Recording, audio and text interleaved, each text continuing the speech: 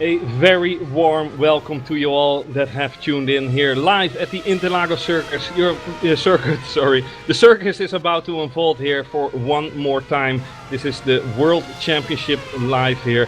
And what a race it's going to be indeed. Last race of the season, the championship has been decided last time around 3 weeks ago at the Circuit of the Americas.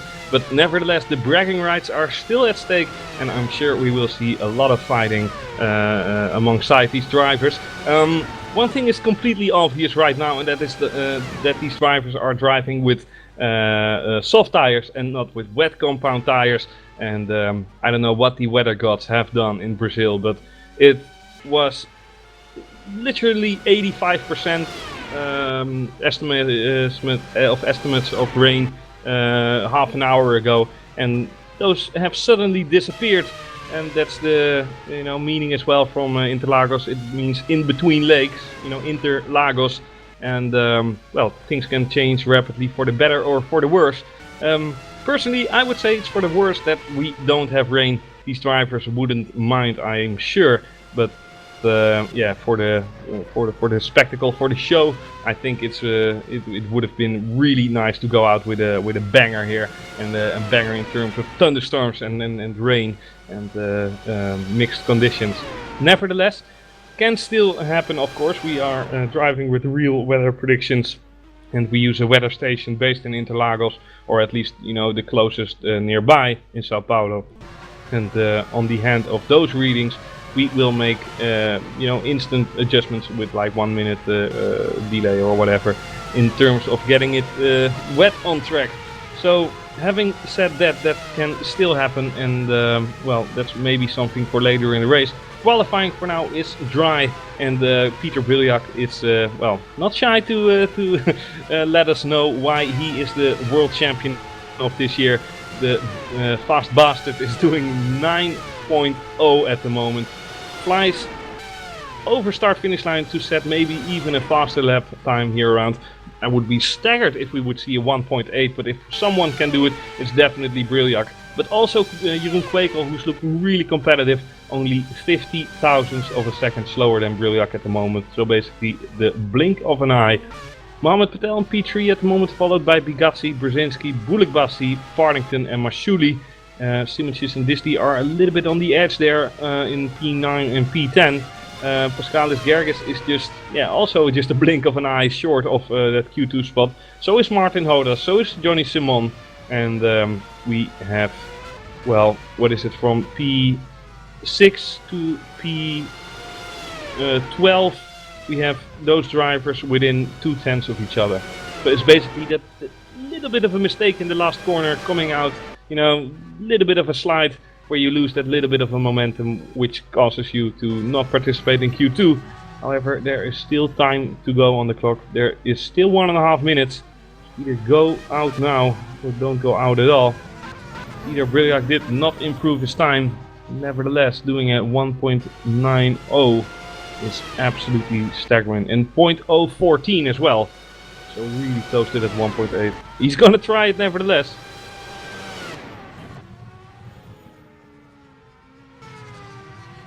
So interesting to see who will go to Q2 and who won't. Because in the back of the field, it's all but yet decided. Disley still in P10. Simonsic is 1,000th faster than Disley. So that is how close it is right there. Incredible. Simonsic 9.537, Disley 538, Gergis 562, Hodas 583 and Simon 609. So 5 people there within 80 or 70 thousandths of a second. It's not over yet until the fat lady sings. Well, fat lady has sung for the time being. Barnington up for a flyer once more.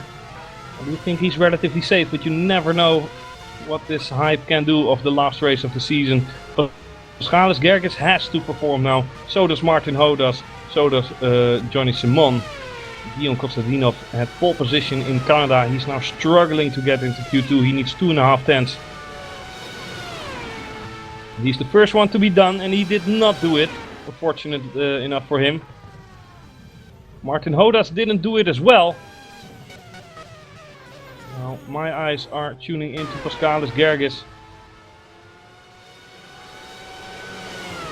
Johnny Simon also still on the flyer. John Eric Saxon is done on P15. Eros Mashouli, or no, who is it? Oh, Jeremy Simonsic improved dramatically.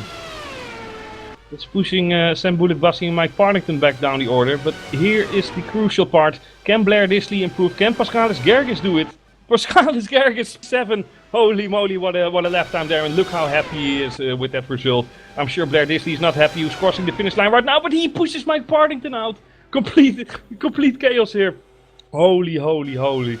This is insane what we're seeing here. And if Johnny Simon can do it here, and he could make the party complete, but he is not doing that. Who is improving, however, is Eros Mashouli, putting himself onto P5. And Brilliak did not do a 108, but that's that's not an issue right there. What is an issue, however, is that Mike Partington, who was P9 with only 30 seconds to go, is losing his Q2 spot because of an improvement of Blair Disley. And an improvement, a really nice improvement of Pascalis Gergis, who will get a lot of confidence, I'm sure, out of this result already. Even if it's just qualifying, Q2 is about to start. And, well, nice to see everyone fighting for it every inch of the way. Okay, now it's time for everybody to check their most of their fastest lap time. Everyone's going to see if they've got it because it's the last race of the season. We will make sure that, you know, it's been driven under fair conditions. Quakel as well in P2. What an amazing achievement from him. Definitely up to par with Peter Brilliak. Also Bigazzi showing that he is fast as well. But the pack is so close together, it's immense. The complete Q2 is within 4/10 of each other. You know, and P3 Mohammed Patel, he did a 109.131. Partington with a 0.417. So that's, well, basically 2.5 tenths there, separating P3 and well, P11 then with Partington.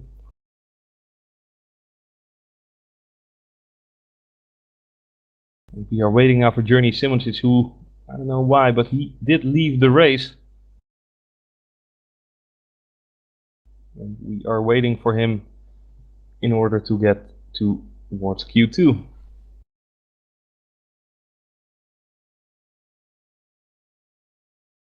But hopefully he will show up, otherwise it's Mike Partington who will make a lucky entry into Q2. Or no, I should say that that Journey will just start P10 then, if he doesn't show up.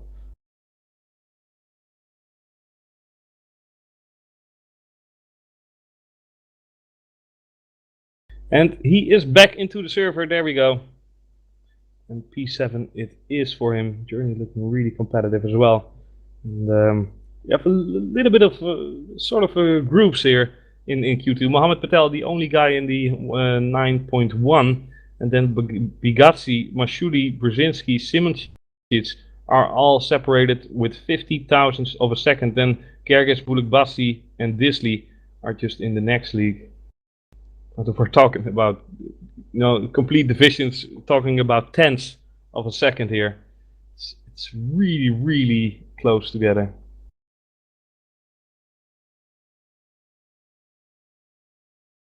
So this last race of the season, obviously Peter Brilliak has become the new world champion of this year, and finally taking away the crown that Bono House was carrying over like 1400 days long.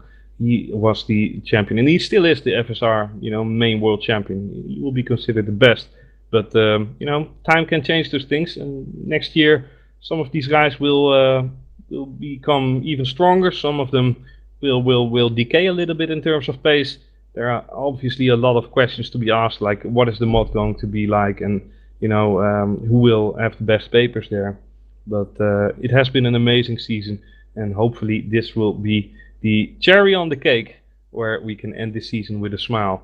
And if you watched us in Pro, we had a little bit of a technical difficulty. Well, little bit is a little bit of an underestimation there, because it went all horribly wrong. Hopefully nothing like that during this broadcast. It would be terrible.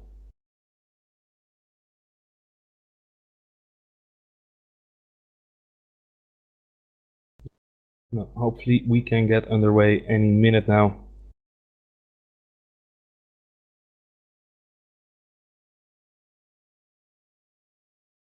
Peter Briak saying, don't worry, I'll do a 0.2 in Q2. 9.0 of 9.2, that would be an amazing Q2 time.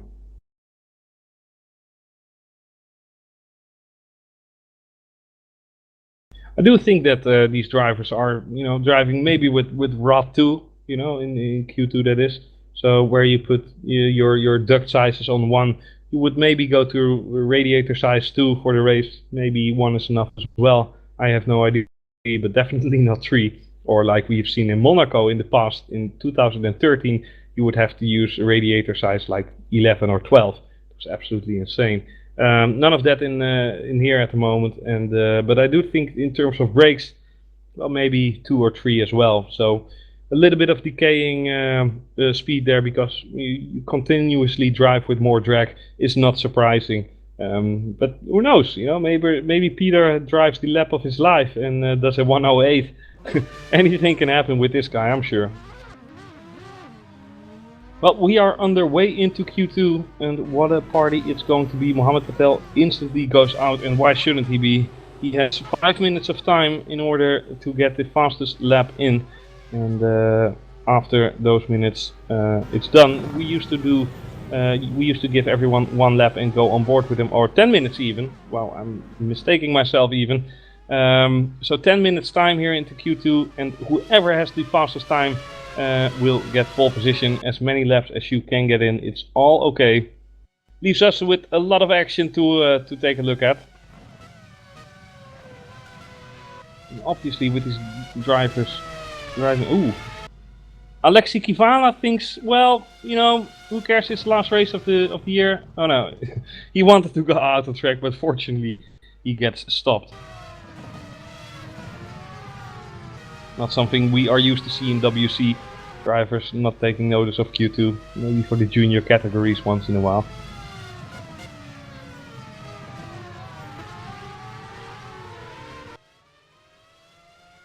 So surprisingly, Blair Disley hasn't gone out yet. Maybe he fancies himself a little bit of a refreshment or a drink.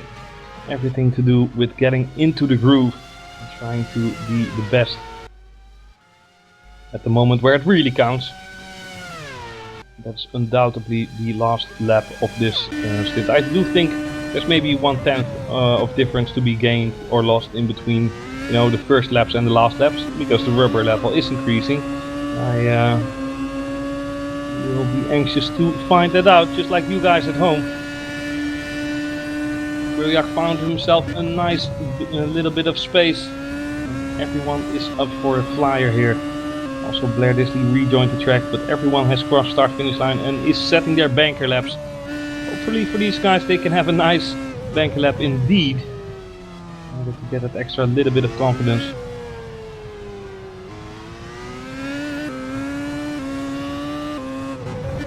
Peter Briljak going really wide, and that was actually a cut, so his time is not relevant anymore. Jeroen Kwiekel also stepping up to the limits here at the circuit, and that's what we want to see.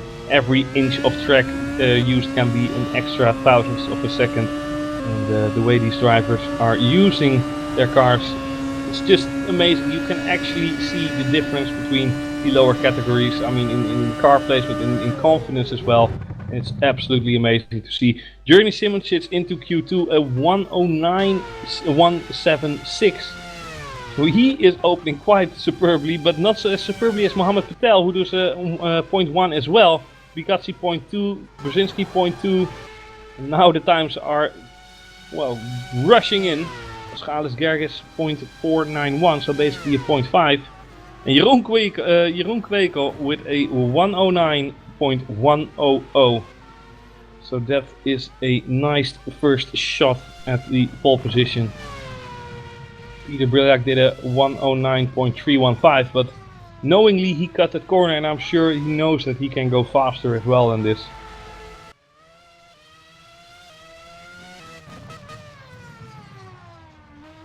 Both go out again though. Kwekel and Briljak side by side almost in the pit. And Briljak wants to have the edge here. Every lap counts, of course, and if you instantly go out on track again and, well, push maybe a little bit, not too much to make a little bit of a wear onto your tire, but I'm sure that you might, you know, find yourself with the required time to spare on the end of it all. I'm sure the Twister guys have tested it all over.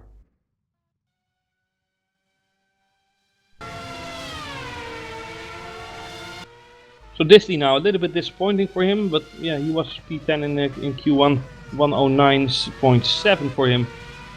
Drops a little bit down the order there.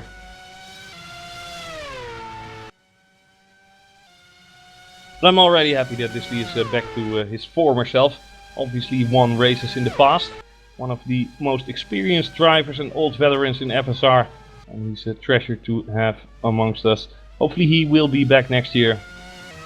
So I would have liked it if all these names would return, but you know, some priorities demand some time that you will have to give up on racing, and some of these people are going to universities, others go towards a full-time job and whatever.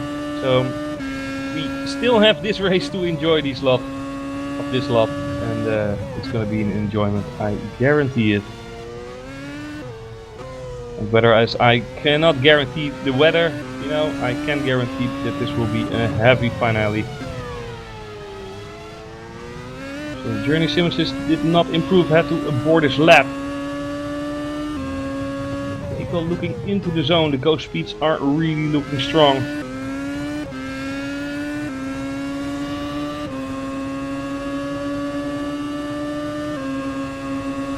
So Jeroen Kwekel, can he improve this time around or can he not? Taking the easiest line amongst... Ooh, Kwekel! What are you showing us? Holy, 9.026. Only 11 thousandths of a second slower than the Q1 time of Peter Briljak. And this is with Park Fermi on. This is insane. This is absolutely insane stuff that he's showing us. Peter Briljak going back out on track again. Only P8 for Peter. But I have to admire the closeness of this racing. I mean, Jeroen Kwekel 1 lap ago, he still had a 109.100. And the complete top 9 is in between 2.5 tenths basically. You know? It's absolutely insane. Everyone did their homework. And yet the same scenario happens again. Jeroen Kwekel on an outlap, Briljak on an outlap. And Briljak decides to pass Kwekel there in order to get to the line quickest. But they do have to make a little bit of a hurry. I mean, they're still on their outlaps, 3 minutes 32 on the clock. And like I said earlier, every second counts.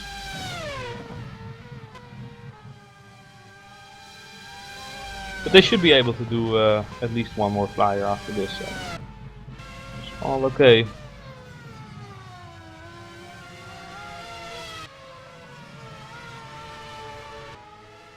Eros Mashouli doing a fantastic job as well with the 4th spot, 109.198. Can he maybe start from the front row? Anything can happen. So let's see, Briljak now on the flyer, so is Jeroen Kwekel. But Briljak really has to do it here.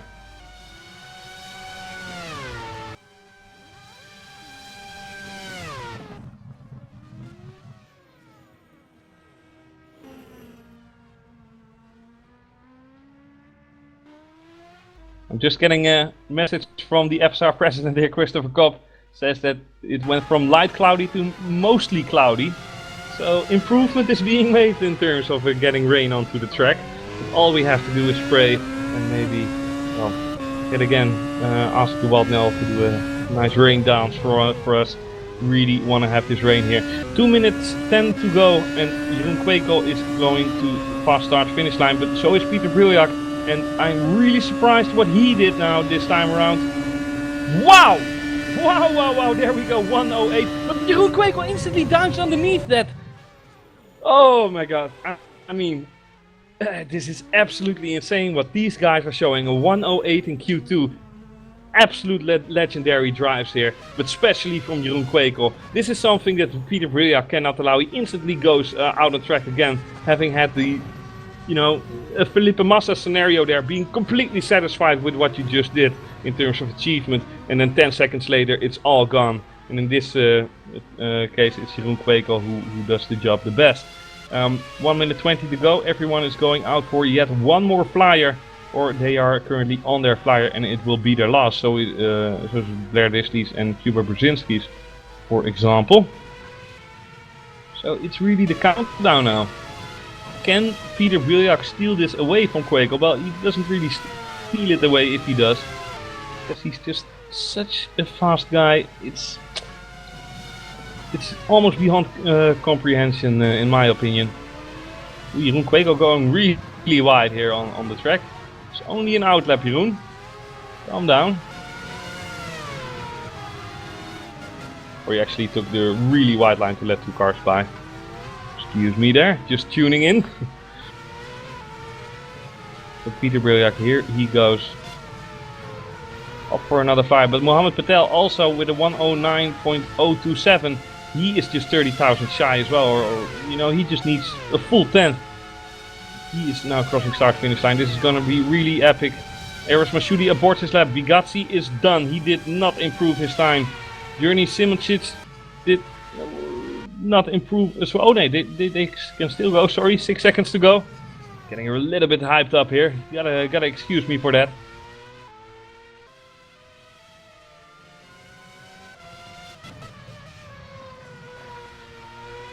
Bigazzi is done though. He is out of the track boundaries and he did not do it.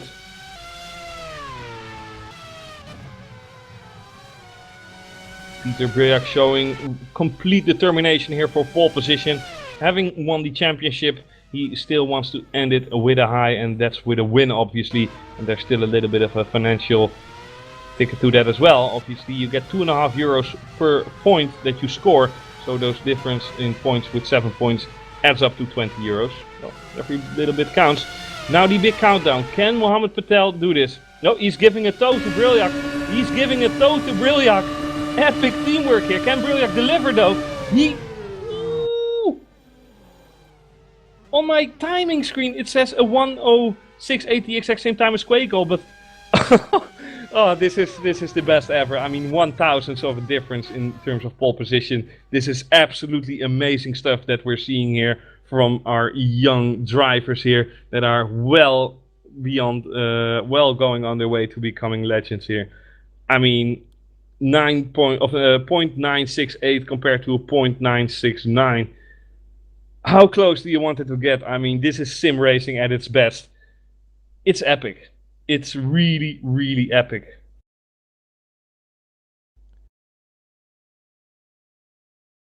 I think I am due for a little bit of a break here. I mean, I have to catch my voice and water my mouth basically, and no problems there, because we will go to a quick commercial break, and we will see you after that, and we have a little bit of a surprise interview in store as well. More of that after the commercial break. So see you in a little bit, and get yourself something to drink.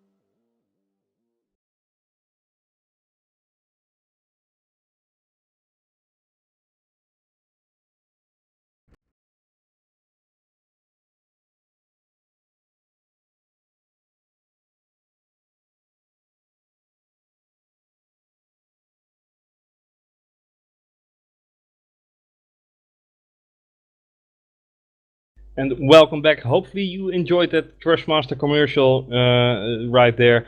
We are now going to our surprise interview. Well, not really a surprise interview, we announced it earlier on. But we are going to an interview that I have recorded together with Quakel actually from Mohammed Patel yesterday. And hope you guys enjoy. See you in a little bit, and hope you enjoy listening to Mohammed Patel. Get to know him a little bit. So right, we have here Mohammed Patel, our best runner-up to from this year's WC Championship. Mohammed, thanks for joining us here in the commentary booth. No problem, no problem. You're obviously going to drive in a little bit of time, in a few minutes. How are your feelings towards the last race in Interlagos, since the championship has already been decided? Are you just going to give it everything? I haven't really practiced so much, but nor has Petter, so... Typical driver excuse, but go on. Well, we've just had a laid-back approach to the week because I've had a lot of work to do, and most of my laps were actually done on dry to how Brenz make a setup. So I've done some laps in the wet, but because the conditions, you can't really predict how much rain there is, so there's not much point practicing a lot. So we will see. Hopefully, around about now, I'm like top 5 on the grid, but who knows? Would you welcome the rain though? Yeah, it will be something interesting, something different. Yeah, because in WC we didn't see rain all this year, except in Spa in Ace we have seen some rain. But nevertheless, it's gonna be an exciteful race, I'm sure. But talk us through your season. You were horribly quick in the early parts, and obviously we've mentioned it earlier on. Then came the China incident where you were smoking onto the grid because there were so many guys having problems finding their grid lock on the back of the grid. That happens. But then at the last lap of the race you were leading it. Peter was, I believe, third or something, or second. You DNF because of an engine brake failure, and then Peter took the full scoring points home. How did you feel after that? Did you already have something like it's lost or fuck it or whatever? Jim won that race, not Petter. But no, I don't know. It was a weird scenario because the race, it was a good race, but I didn't expect it. But nor was I really that angry. I don't know why. It was more gutted than angry or punching anything, Second part of the question, I don't know. I wasn't really thinking of the championship. It's very early on, so just take it race by race, Yeah, and taking it race by race, you have done at Twister. What a fantastic way for you guys to score so much points. You almost have like 450 or 475 points as a team. Yeah, me and Petter. You're like Mercedes. It happens, Yeah, do you have to make any apologies to the drivers for some boring leading race? No, you guys were just in a league of your own. Would you expect the same thing to happen next year? Do you have plans next year, or what's going to happen? That depends on if either Petter or I race. So. Yeah, but for this race, you are going to give it everything you got, right? You gotta make that Peter Brilliak, just crack a little bit, because that hasn't been done this year as well. He basically didn't make a mistake. Yeah, it's his second year in World Championship, but he's done an excellent job. So yeah. Is that because he's using your setups, or? He mainly makes his own. Probably. Yeah. There's a couple of times where I can help him here and there, but it's mostly him. So you're not completely Nico Rosberg, where you say, okay, Lewis, I don't want to help you. No, we test together all the time, so I know what he's doing, he knows what I'm doing.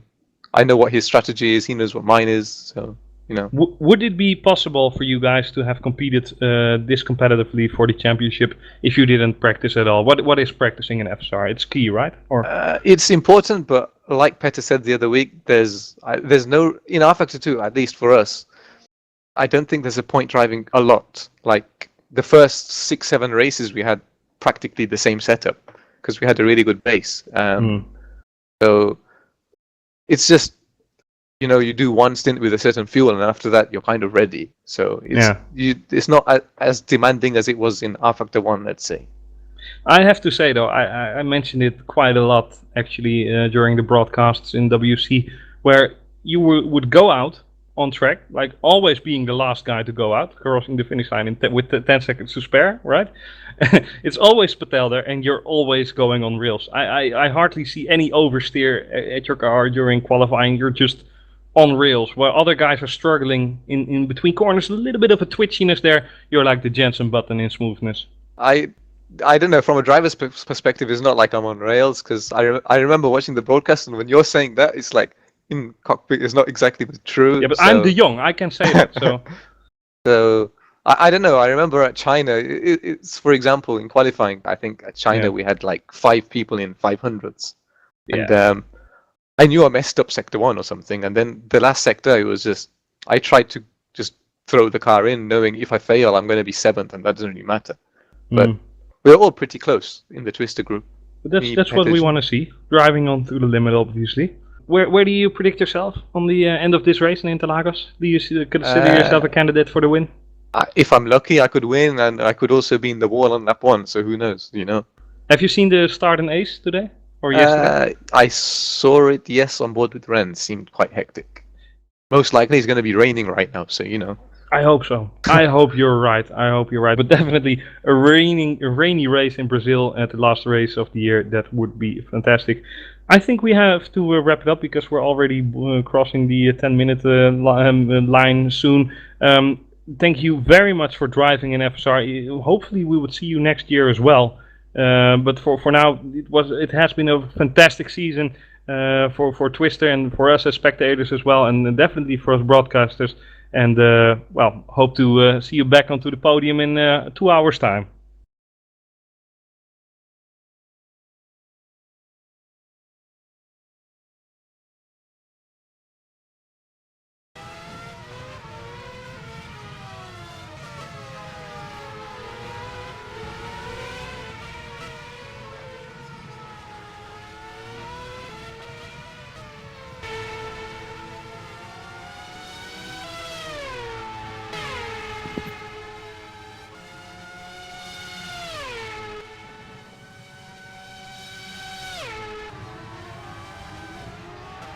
Well, good afternoon, ladies and gentlemen, and welcome to round 14, the final round of the 2015 Formula SimRacing World Championships.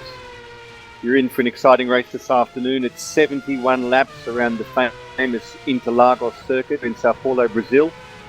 The name meaning, in fact, between the lakes. So hidden on the track here somewhere, there's a couple of lakes. There's one right at the end of the back straight, round about turn 4. But I don't quite know where the other lake is. The cars will be carrying about 206 litres of fuel today, and we would expect everybody to stop at least 4 times. So, 5 stints to cover the 71 laps. The tyres selected for the race are the medium and soft, and the prime delta, or the difference in pace between the medium and the soft, is about 0.3 of a second. So all the drivers are required to use the prime tyre for at least 1 stint. Some may choose to use that for a little bit longer. The championship, in fact, was wrapped up last week in a superb drive by Peter Briac, and he took the championship from his teammate Mohammed Patel in 2nd place. But we should have some exciting racing today. Kuba Brzezinski is holding on to 3rd place in the championship, but it's mathematically possible that he could be dislodged, but it would require him to score points at all, and his nearest protagonist to win the race. So there's all but sewn up 3rd place. There is a chance of rain. We won't promise it, but there, being Interlagos, there is a likelihood of rain. For those of you that haven't been watching the last few rounds, we actually are using a real-world, real-time weather device. So there's a little weather station in Interlagos in Brazil, and we are plugged directly into that. It updates around about every 90 seconds. So the ambient temperature and the rainfall levels are determined by the real-world temperatures and the real-world rainfall in Brazil. So none of us know what will happen. It's as unpredictable as the weather, I guess. But it certainly adds an edge of excitement to Formula Sim Racing on this brilliant rFactor 2 simulation platform. So we've only got a couple of minutes of the warm-up now as the drivers get used to full fuel loads again. after running the cars very light during qualifying. Totally different feel for the drivers, and massive difference really in lap time. You're talking about sort of 5 seconds difference between a fully loaded car with 200 plus litres of fuel and one trimmed out for qualifying. What a race it's going to be. I mean, 1.5 minutes till the lights go out. What are you expecting? Can Brilliac jump Quakel off the line? We know that Quakel has some nice starts. Well, Quakel's been very quick, hasn't he? It's not an impossible track to pass on, you know, if you line them up nicely, but it's a real battle into turn 1 to get it done. And it's like also a real battle into 4. So in the face of strong defence, it's not easy. But these guys have got to show big commitment off the start, haven't they? Yeah, indeed. And we all know that these drivers are making use of traction control override. Whoever set it up that the best can jump 1 or 2 places, maybe even more. We have seen some amazing start. We have seen an amazing start yesterday in Ace. Well, not really amazing in a positive way. Definitely heavily packed with action, but not what we want to see today. I mean, basically having 5 DNFs after turn 2 and 3. It's not really something we admire to see. Nevertheless, Chris, yeah. I was going to say, Chris, the other place where there's been a fair bit of action and a fair bit of carbon fibre has been the pit entry and the pit exit lane. Yeah. Well, I don't expect anything of that sort to happen today. I mean, this is WC, and these things shouldn't be happening. Nevertheless, I mean, a mistake is easily made, you know. And if you lose a little bit of concentration at the pit exit, and you know, make literally a mistake by you know, not looking for a second or whatever, yes, you are done. Or try to get that extra, you know, half a tenth or whatever by outbraking yourself into the pit entry and just spinning right into the barriers like we have seen the Wild Nell doing. But yeah, let's not count on that, and hopefully these drivers can make a clean start, which I'm sure they will. But it's a nice first sector there for a start. It leaves plenty of room for overtaking and different driving lines. For instance, the other extreme is Monaco, where you basically have to hope the guys in front of you don't make contact, and you know, you can't really do much. Here it's a completely different story. It's a really wide track, and that leaves plenty of opportunity. Yeah, indeed, and you can definitely go side by side through turn 1. Hand by hand, hand in hand, going through the corner. Yeah, although Nico Hulkenberg didn't quite manage to do it with Hamilton back about 3 years ago here. With Hulkenberg. Yeah, did I say Hulkenberg? Yeah, I don't know. I mean, yeah, Hulkenberg and Hamilton. Yeah, but you know, Hulkenberg, he might have won Le Mans and whatever, but I personally think he's one of the most overrated drivers there, next to Kimi Räikkönen. I mean, yeah, no, definitely. I mean, yeah, he's a fast guy, but I think on the points where it really matters, you know, Hulkenberg in Valencia 2011, he was still, you know, the first practice driver, you know, and he crashed on the Friday morning in his outlap in free practice 1. Wow. Well, then you have just done it, in my opinion. But, well, nevertheless, at least he still has his seat. Who will keep his seat for WC in our little bit of a racing world for next year? Let's find out. We already know that Kiwa Brzezowski and Jeroen Quakel will be teammates of each other. But I'm not really sure what Patel and Brilliac will do next year and how they will approach things. Pascal Leclerc is a little bit troubling off the line there. Hopefully he didn't forget his clutch here. Yeah, he mentioned in the chat he was having problems with the start. I don't exactly know why. I'm just looking through the... Yep, no, anti-stall kicked in with him. Wow. Well, basically, if you have the right first gear setting, then you only need the traction control. You only have to, you know, put it in neutral and then just, you know, burn the traction of the launch control and just let it go, you know. But maybe he has a different setting. Obviously, a driver that is well beyond knowing what he's doing. He can perform miracles for next year, I'm sure. Looks like the first prime runner is Mike Partington in 11th. Yeah, smart. Because he used to. I was almost certain he got into Q2, and he has got the raw pace. He was just unfortunate to lose his Q2 spot.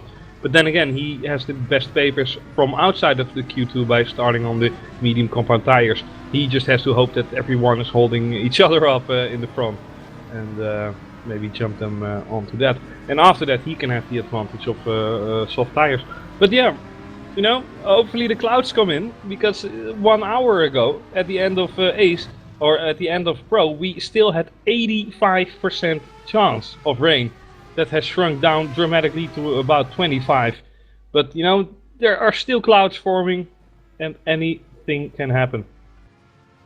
So Jeroen Kwekel doing a Lewis Hamilton here, slowing down tremendously in order to, well, not stay stationary for a long time. And I think that is really sensible and smart. I think Johnny Simon's got ambitions because he's in P13 but running options. So we could see a bit of action from him in the opening lap. Well, mind you, it's 4:30 in the morning or 5 o'clock in the morning in Australia at the moment. I really admire the dedication some of these guys are having.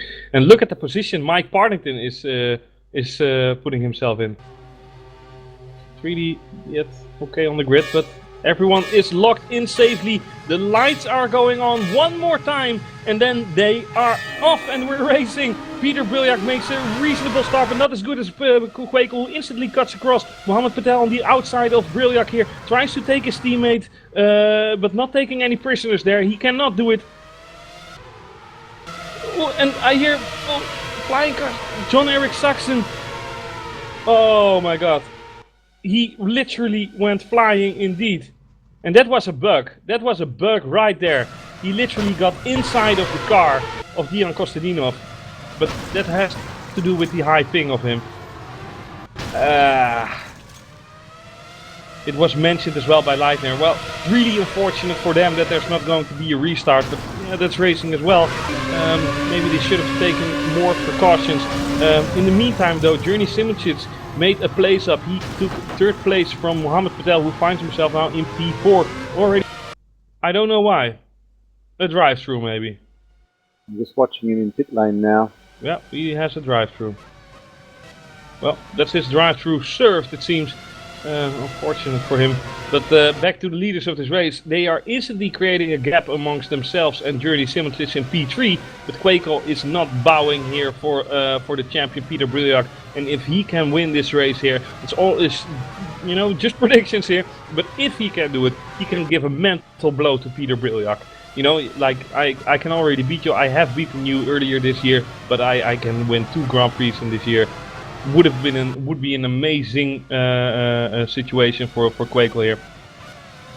Yeah, it'll be a big boost for him because it's in Suzuka where Kwekel won the race. Briljak actually had a drive-through, so it'll be nice to see them duke it out in a straight fight and see who can deliver the goods. Indeed, and the order hasn't changed yet. But there is a little bit of a gap, but Briljak making sense in the way that he's not going to do it here, and there's still time. Why wouldn't you wait for a better opportunity if you know that something else can happen? DRS already being activated right here in lap 3, and Kwekel defending ever so good, going on to the middle of the track. Briljak trying every rule in the book there to make it fast. He's really putting the pressure on the cattle. And Briljak managing to pressurise Kwekel a bit. If we next time around, if we look at turn 1, turn 2, Brijak's getting a beautiful exit from turn 2, which of course gives you all the speed for the back straight with DRS. And by pressurising Kwekel, he's compromising Kwekel's entry to turn 2 and therefore his exit speed out of turn 2. So that's a key moment there. If you can really pressurise them and really attack, but at the same time maintain a nice line for turn 2, very, very helpful in your pursuit of the pass. Indeed, well said there, David. And we just got confirmation by our dear president, Christoph Kopp, or Chris Kopp, as you know him. He just said that Mike Partington jumped the start, so therefore his penalty was completely legit and not being removed. And that's really unfortunate for Mike Partington, but +1 for trying.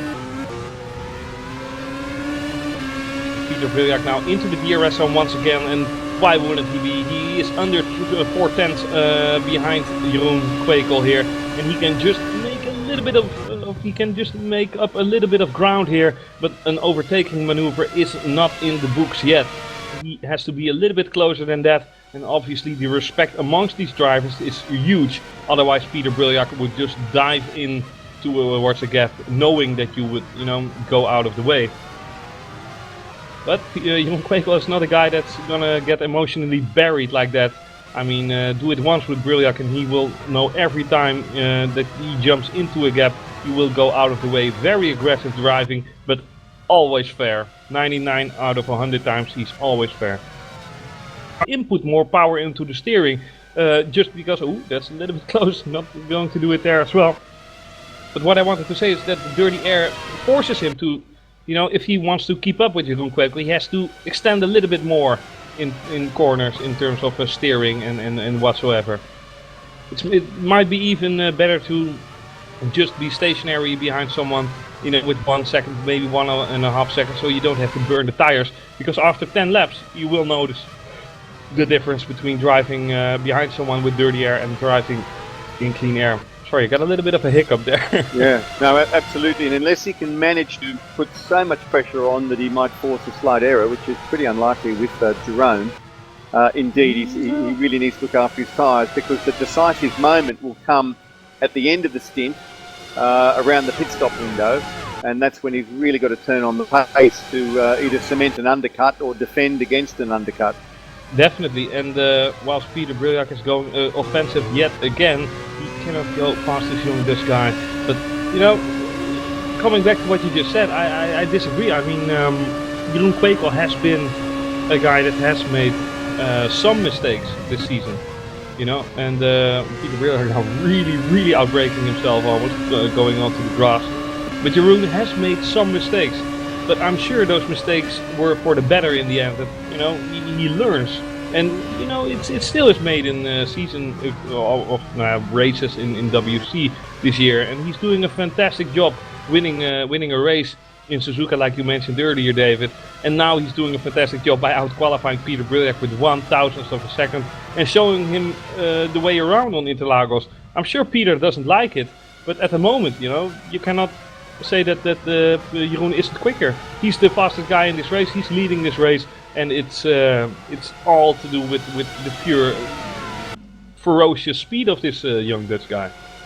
Yeah, indeed. And while we've been talking, Jurnic Simičić and Mohamed Patel have pretty much joined the party, really. He can dive.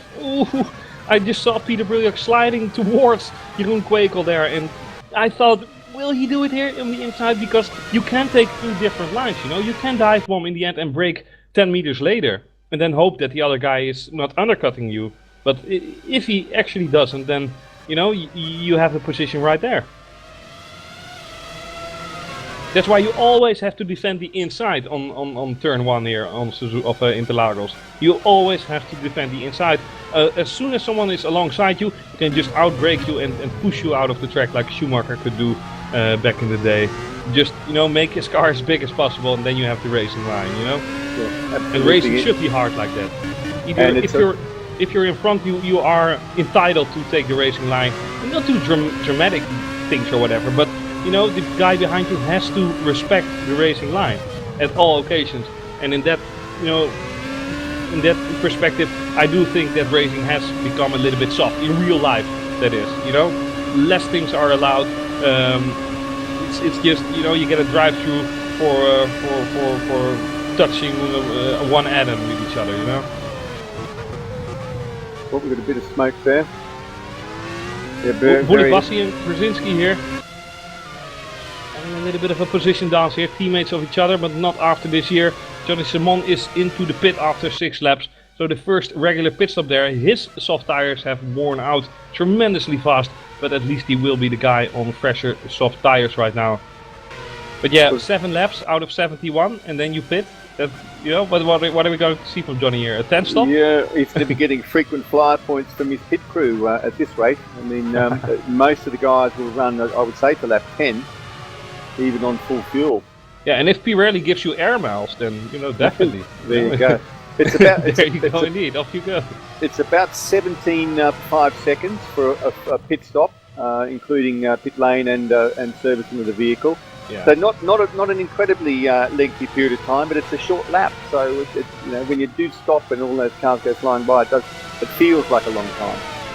It sure does. I mean, being stationary in a Formula 1 car always feels like an eternity there. Mike Partington just overtook Danny van der Niet, who is in P15 at the moment, driving onto the medium compound tires. Mike Partington obviously is doing the same with the mediums, but had the drive-through for that false start earlier on, which is his own dumb fault, but, you know, happens. Yeah, well, that's a shame for Mike, because this is the moment where the primes come into their own. Lap 8, the options have really started they've given of their best, and if you've looked after the primes, you've still got a lot of rubber left under you. And it's also the last race of FTS in Formula Sim Racing, which is not a happy fact in my opinion. But yeah, that's a sad moment. 15 years in FSR. Driven every season like Ferrari did in real Formula 1. Yeah. And shout out guys at Faster Than Speed and Christian Smirnoff, and wish them well for their future plans, whatever they may be, and thank them for a decade and a half of performing in Formula Sim Racing for all of us. Yeah, definitely. Christian Smirnoff, we will miss you in FTS, that's for sure. No, I shouldn't get emotional. I'm joking, but absolutely we will miss you. Journey Simulations now is, well, getting closer to Brilliac and getting closer. I don't know if this is a little bit of a team effort here from Quakel, going onto the team radio there. But it's gonna get interesting here. We will have a go speed followed by a twister, followed by a go speed, followed by a twister. And not the least of names, Simocic and Patel in place 3 and 4. And Patel is a little bit struggling into the extremely dirty air. But yeah, he will hang on, I'm sure. Back in 2 seconds. Yeah, 1.5 seconds between Patel, number 4, and the first guy, Jeroen Quakel. That's absolutely staggering. So 4 guys, the 4 leaders of this race, within 1.5 seconds of each other. This is what we want to see. This is what we hope to see earlier on. And if we are seeing this battle all race long, I wouldn't mind for the rain not showing. Be a little bit sad though. I mean, just imagine yourself 10 laps to go and it instantly rains like it has never done before in Interlagos. I hear crashes. Oh, Danny van der Niet is off the track and retired. How unfortunate for the young Dutch guy. What has happened with him? He lost the car. Oh, what happened there?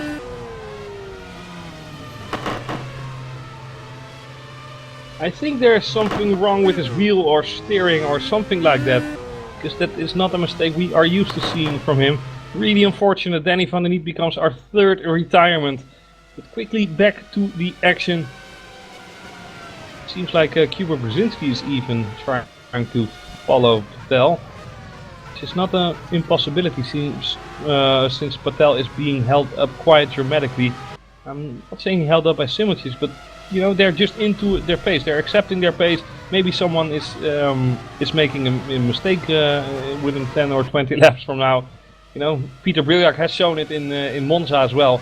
He didn't have the top speed. He was 17 laps behind Simocic, I believe it was. And sorry if I'm wrong with Simocic, but at least he waited 17 laps for the mistake, and the mistake happened between the guy in front of him, and he instantly overtook him and won the race, I believe. Journey Simocic has his pit light on, but he gets under pressure by Mohamed Patel, who is not going in right now.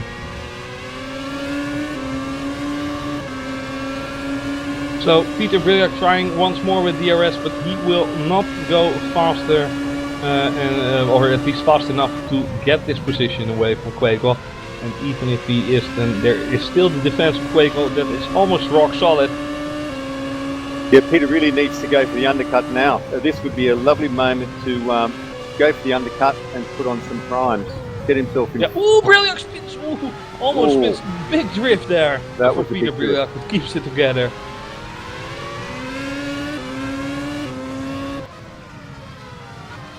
So Jeroen Kwekel has got himself his pit light on as well. So no undercut possible then. But I don't know, Kwekel might go, ooh, he's going really wide onto the track, wow. Kwekel might just extend his stint by one more lap, or he goes into the pit right now. He's going into the pit right now, yes he is. So that gives the lead to Peter Brilliak and Mohammed Patel respectively, not in P2 because Johnny Simmons is extending his stint. Well, Peter it'll be pretty impressive if he can manage to make this work, because he's got 13 laps now on these option tyres, and even with the best of efforts in the dirty air of Jeroen Kwekel, it's really a massive ask to have enough left in this set of tyres. Let's see where Kwekel feeds out. He feeds out right behind Norbert Leitner. That is not what he wanted there. He is losing seconds now, not every corner, but he is going to lose seconds if he will not get past this FTS car of Norbert Leitner here. Oh, was it the right decision to already pit, or wasn't it? Peter Brilliak removed his pit light. Johnny Simmons is still driving with it with his pit light on. But look at the time Jeroen Kwekel is losing. He has to make a dive here. He tries to, but locks up horribly. This is ruining the stint of Jeroen Kwekel, I'm sure. Peter Brilliak, meanwhile, has done his second best sector of the race. And a pretty impressive lap, actually, at 13.1. So Peter Brilliak doing some good work. Well, let's compare it to Journey Simmons as well. Sorry for undercutting you, but important things are happening right now. Journey Simmons is into his pit box, and I am really curious to see where he will feed out compared to Jeroen Kwekel, who definitely lost more than a second there, being stuck behind Leitner, and he still got Hodas in his sights. Yeah, and Simmons is almost overtaking. No, not Kwekel. But it's close, 1.5 seconds. So Peter Brilliak and Mohammed Patel are going into the pit. Patel is going first, I think.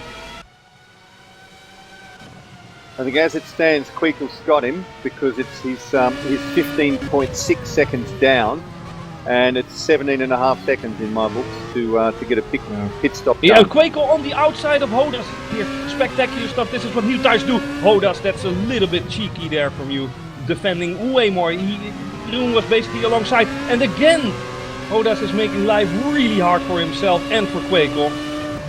And this is where Kwekel has to dive. He is diving. This is where the advantage is being, the disadvantage is being taken away. But Brilliak is already in the pit. He's going out of the pit right now, or at least out of his pit box, whilst Kwekel is he's crossing for the start-finish line now. And Hodas still trying to make life hard. Hodas, you idiot!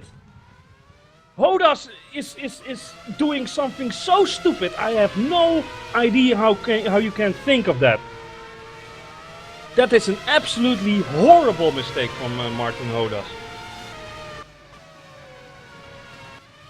Horrible.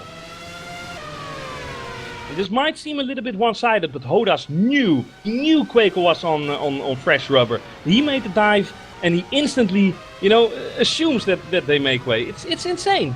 Kwekel now driving with broken suspensions, and basically it's race over. Thank you, Martin Hodas. Seriously, thank you. If you think I'm overreacting, I don't care. I would have done the same for every driver, because Kwekel is effectively fighting for the lead. Who is Hodas to do that shit here? And now Kwekel gets collided by the FTS car here of Mike Partington, who seems to fail to notice that he has a driver alongside him. This is not something we are used to seeing in WC with the drivers who are just cocking up a little bit. But it is the last race of the season. Maybe, getting a little bit tired of it all and just battling it out for the win cost that action. But bit of a carnival atmosphere here in Brazil. A bit of a carnival atmosphere here in Brazil, perhaps. Yeah, definitely. And my words are certainly putting oil on the fire. But I mean, I have to speak my heart out. I can be wrong, I can be right. I don't care. The truth is relative. But you know what is certain is that some races have been broken now by the decision making of others, and whilst it's sometimes undodgeable in racing, because you know egos sometimes do collide, this was definitely well beyond, you know, intentionally causing a collision. Wouldn't say he did it intentionally, but what I would say is that he could have used his brain a little bit more, because Hodas is a smart guy, you know, and maybe that was just the ego speaking of "you shall not pass," you know. Kuba Brzezinski finally pitting. 16 laps on a set of ops. Very impressive stint there in terms of tyre preservation. And Bugatti following him in. Yeah, GG, well played. Masculi following in Bugatti. So 3 of them pitting now. 3 guys have all done 16 laps each. Oh, and Jeroen Kwekel here on Hodas again. Sorry to undercut you, mate. Yeah, but you're right. Here we have P2. Jeroen Kwekel onto the outside, Martin Hodas onto the inside. And Hodas trying to take the inside line, slides a little bit off. Kwekel on the inside now, and he has done his job superbly. Yeah, Hodas also on new tires, I believe. He is trying to do it once more. Hodas onto the outside, Kwekel squeezing him. A sensible line there from Kwekel, relatively good defending, and there was nothing Martin Hodas can do. But what he should do is look into his rear mirrors, because there's Blair Disley. And he is doing the outside line here onto Hodas. What an amazing overtaking maneuver here from the old veteran Blair Disley. Yeah, that was incredible there through Ferradura, a high-speed double apex right-hander which punishes the front left if you're not too careful. Yep. Amazing overtake by Blair. Well done. Yeah, good call, Chris. Yeah, definitely. And Martin Hodas now has his pit light on, so he doesn't have fresh tires just yet. He will still have to go to the pits. Eros Masculi behind him will take that place away from him. But yeah, what a heavily packed action it was right there. Fortunately, we still have Journey Simmons here fighting for the lead with Peter Brilak. But what a nice thing it would be if Kwekel would have still driven there. Oh, yeah, that's pitting finally. Yeah, pitting finally. Well, nevertheless, some amazing differences in the tyre life these guys are getting. This is a track which is, I'd call it a very honest track on tyres. If you push hard, the tyres really pay the price. There's no sort of sneaking around like maybe in Singapore and conserving tyres and doing decent pace. There's a lot of G, a lot of high G corners, particularly in the middle sector. And to produce lap time, you're really using a lot of rubber. So it's impressive that these guys can make these option tyres last 14, 15, 16 laps on a full tank of fuel. Yeah, definitely, and it's really admiring if I see Kuba Brzezinski doing 16 laps indeed. Certainly it wasn't anything negative for Kuba, because he's in P4 at the moment with 6 seconds separating him with Brilak. He lost 1.8 seconds, but he has tires that are 3 laps younger, and if you do that each stint, then eventually you'll jump a pit stop, you know? Yeah, exactly. Or have mega 3-4 laps, then. Or have mega fresh tyres in the final stint, a 3-lap stint. Yeah. Ooh, Sam Bullock-Bassi DNF. Oh, what dear. happened with Sam Bullock-Bassi? Also a raw talent of FSR. And Journey Simmons is in the meantime, whilst we're watching Sam Bullock-Bassi, is in fighting with Brilliant here. I'm losing my words. Brilliant driving here from Simocic. Yeah, he's attacked Briac around the outside of turn 4 with a brilliant move, really timed move, and Briac, of course, he knows that Briac is of a level that he can trust him to not make any rash defences. Well, it doesn't matter how hard you attack or how hard you defend, as long as you leave space on the outside or the inside line. That's exactly what it is. As long as you leave space, there's no problem, you know. And if the space was really small, you can whine and like, he didn't give me enough space. Well, if you make it through, he gave you enough space, and that's racing, you know. But great driving from these two. This is what we want to see indeed. Brilliak has not given up here. Tries to take the easier approach here into the Senna SS. Tries to squeeze that throttle until it breaks. And hopefully it will give him the better top speed here. Certainly lined up properly here. He has the toe, he has the DRS, but he doesn't have the gap to dive into. So, Simicic, of course, looked like he was going to win the Suzuka Grand Prix. He's a guy, he's been in second place 3 times this season, but yet to score his maiden win in FSR World Championship. So 3 times the bridesmaid, and it really looked in Suzuki he was going to be the bride. But for the amazing decision not to cover Quakel when Quakel pitted. And in effect, the Quakel he was handed a massive undercut in the final stint and ended up on the track in front of Simoncic and on good rubber. So Simoncic has been knocking on the door of a win now several times, and I tell you what, that move on Briac was a World Cup, a World Championship race-winning move, really.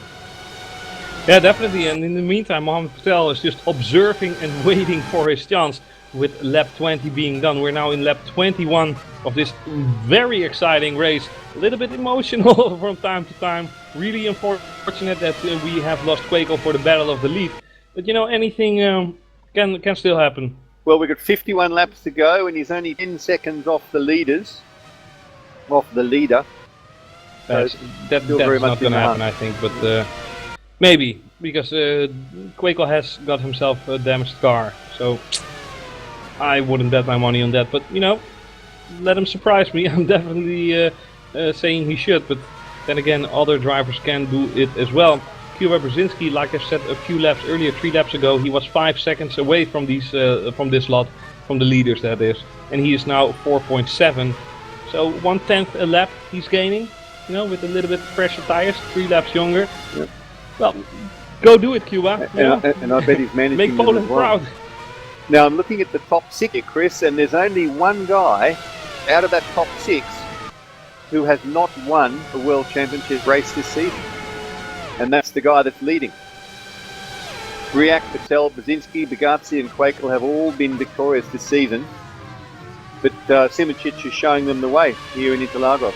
Well, I would be very happy for Journey if he could make that work. But in order to do that, he still has to remain stationary on his seat, at least in real life, for another hour and not make any mistakes. Because one mistake, and there's Peter Briac, who's making a mistake himself right now, locking his brakes and braking a little bit too hard. The gap was 6/10 and now it's, well, close to a second, I think, because of that one mistake. And now again locking up from Briac. He can obviously decide to make the undercut work now, but you know, his tires are relatively young, with only 6 laps or 7 laps of mileage.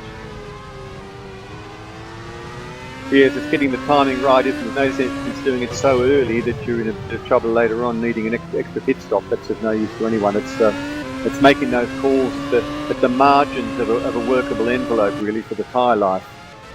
Brzezinski now down to 4.4. He's chipping away at these guys, and we've almost got a bit of a club of 4 going to start taking shape at the front. Brzezinski's just got a bit of a view of a puff of smoke from Patel's entry into turn 1. Quakel in. Quakel is in the pits, lap 23 out of 71, and he makes his second pit stop of the day. Well, that's not a good sign, because most of these damage, guys are going to go to 28 or 30. The sliding will wear out your tires, as you know. If you do one little bit of if you do a 360 donut, you know, with full throttle, you instantly lose 20% of your tires or whatever. Indeed. No, it's remarkable the way the rFactor simulation platform really does an amazing job with tyres. You're not fantasizing about managing them, you are actually managing the stresses and the temperatures that you put into them. And when the guys practice, they'll have a look at Motec, work out where they're taking the life out of their tyres and adjust their line or adjust their inputs to just give them that little bit of a rest where they need to just enhance the life of the tyre. Here in Interlagos, it's the double right-hander Ferradura. The double right-hander in Sector 2 just absolutely slays the front left unless you are careful. Really nice corner, by the way, in my opinion. Corner, yeah, amazing corner. It's got a bit of a blind entry, a bit of a hidden line, and it's more feel than it has a double look, apex.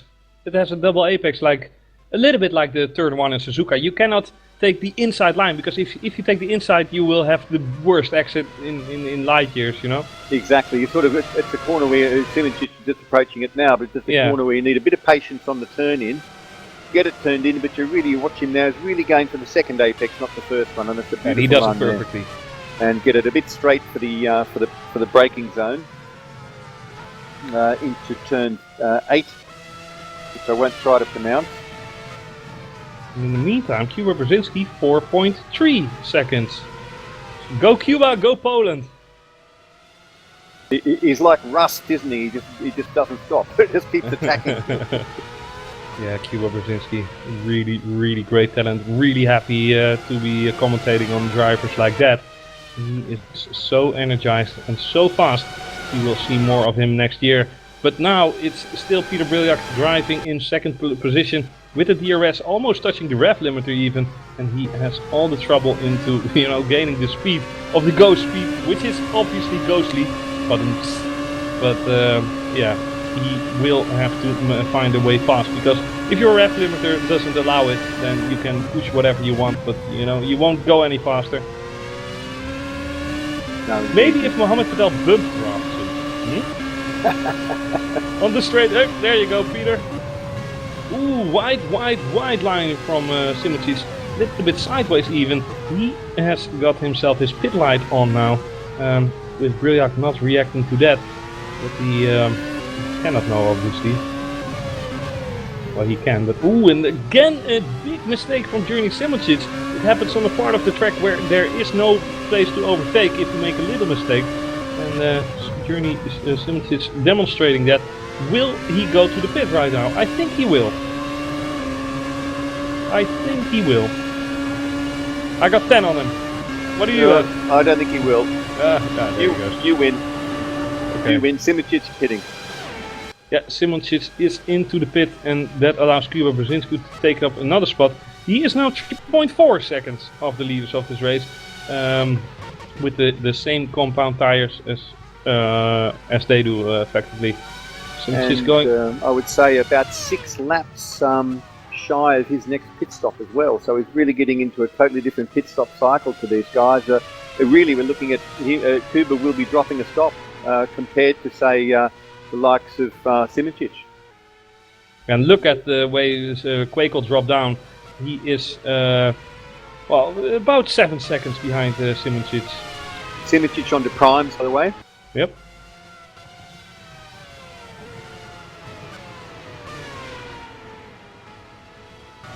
So interesting to see what will happen now. When will the cars of Twister follow? Well, Simicic is chasing Blair Disley. Blair Disley's on the same tyre, but a much older set. Has only pitted once, so that's those tyres he's had since lap 14. So, yep, and now he's through. Yep. Well, in fact, they're teammates, aren't they, effectively? So Blair's done the sensible thing and allowed him through to make full use of his fresh rubber. Blair, I imagine, would be pitting within a couple of laps. And there we are indeed.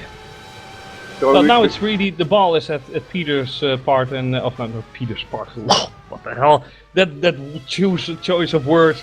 The ball is definitely in the camp of the Twisters right now with Peter Briljak and Patel. When are they going to make a pit stop? I don't think they're really that anxious to make a pit stop yet. I don't see any pit light on, and they're just driving into the zone. Maybe they think if we can extend a stint, if we drive together now, we can create a little bit of a gap in terms of strategies, But indeed, well, Peter's first stop was at lap 14.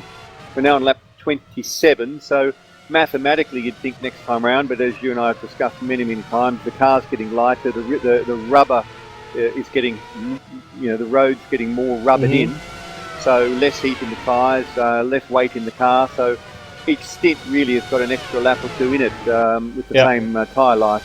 We just have to wait until we get the lap times in, because it's not really good this way around, since Journey is still busy on basically a second out lap.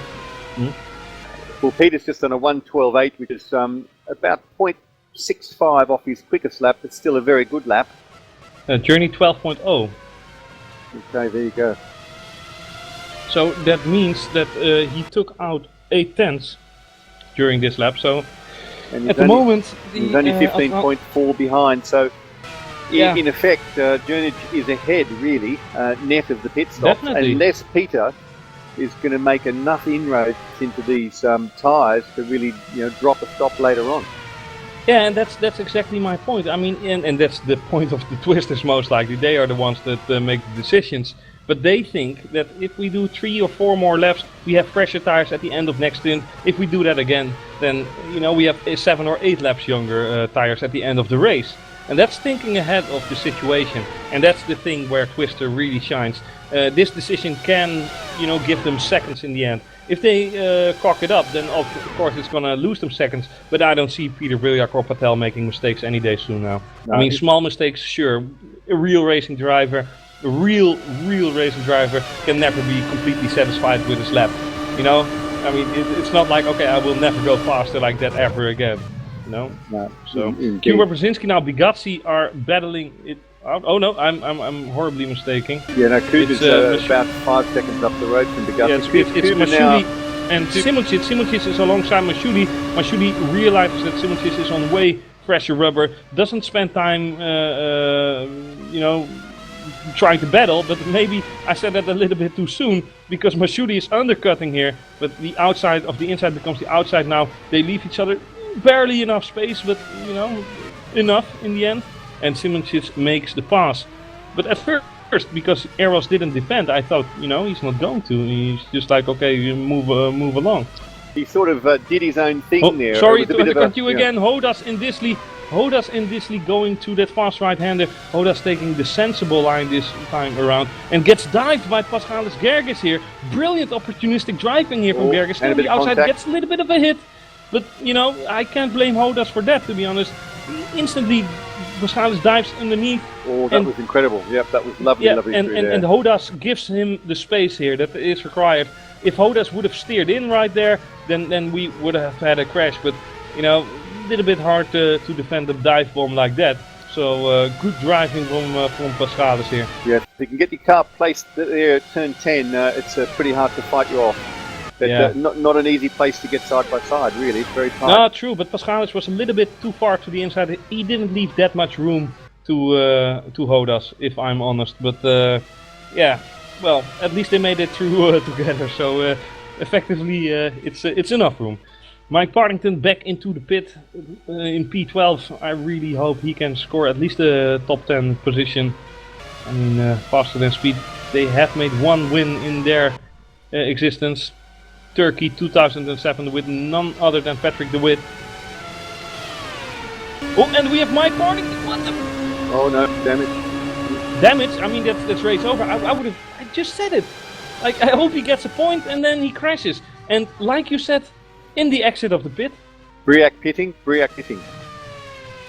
And on to primes. Yep. I hope we got that replay from Mike Partington because that is a very unusual accident indeed. A very unusual accident. Well, really fortunate. But back to the leaders of this race. Like you said, David, Peter Briljak has pitted. He's back onto the medium compound tires.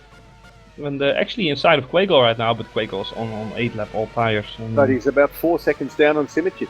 So yeah, but that's calculated. That's the calculation they made here. Journey pitted in lap, let's see, 26. So that's 4 laps. But now Peter has to, make way and go faster than Masciuli in a rapid tempo, because otherwise he will lose tremendous amount of times. Yeah, he needs to clear Masciuli quickly, and Masciuli looks like he's only just pitted himself for fresh rubber. Yeah. And let's see, is Mohammed Patel going into the pit right now? Yes, he is. There he goes. Pardon me, Masciuli will need to pit. I'm sorry, it's 13 laps to go, these cars. Cuba's leading this race, and I don't think Cuba will pit for the next coming 2 or 3 laps. Because he drove longer. He first stopped in lap 16 with a full fuel tank. I think lap 34 maybe, that Cuba will stop. Yeah. And then we cannot count him out, because, first of all, he's Cuba Brzezinski. He has won a race this year. Oh, but wait, back to Mohammed Patel and Briljak here, coming out of the pit. Ooh, that's really close. Masciuli fighting alongside and has to let Peter Briljak go right now. Cannot perform the undercut, or can he? The acceleration of the Netflix seems a little bit faster than Briljak out of that particular corner at least, but it wasn't meant to be. Patel behind that. Mashouli is in twister sandwich here, and Mashouli, needlessly to say, is the cheese. But he will surely be overtaken by Mohammed Patel in a lap time. I don't see Mashouli defending this. And Mashouli's seeing a lot of action in Sector 2 with these guys. And he's really wide now. He's already seen before the DRS detection point. That's good news for the camp of Twister Racing. A little bit worse news for the Netrex drivers, but now P6 really doing well at the moment. Patel now into clean air once more. Sees the rear wing of the teammate that is driving in front of him. And in some ways these guys, Brilliak and Patel that is, are reminding me of Williams in '93. You know, they're doing such a fantastic job. Yeah, indeed. And they are both Alan Prost. I mean, Damon Hill is just a really good number 2 driver, but these guys are just, you know, there's no number 2 driver for me with Brilliak and Patel. I mean, in championship wise, yes, you know, Patel is second and Brilliak is the new champion. But, you know, a season is long, and in terms of bad luck, I think that Patel has had a little bit more bad luck than Brilliak as well. But yeah, that's racing in the end as well. You can't expect to finish 20 races on the podium, except if you're, of course, Mercedes. But yeah. And Chris, what do you think about the concept of dropping 1 or 2 results? So to make sure that, say, a disconnection or a random disqualification. Brzezinski pitting, by the way. Yeah.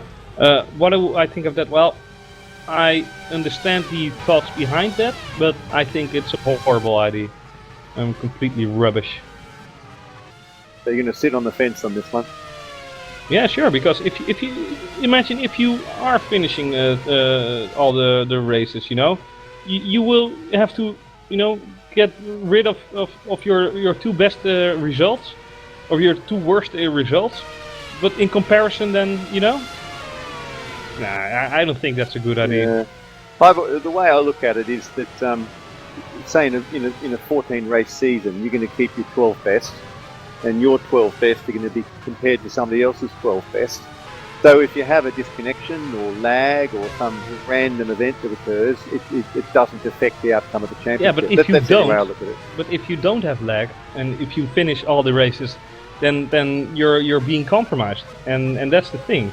You know, that I admire the concept, but for the guys that, you know, finish all the races, they are being punished for something they have no influence on. And it should be the same for everyone. I mean, yeah. I have the luck that I have maybe had 1 DC in my life in FSR.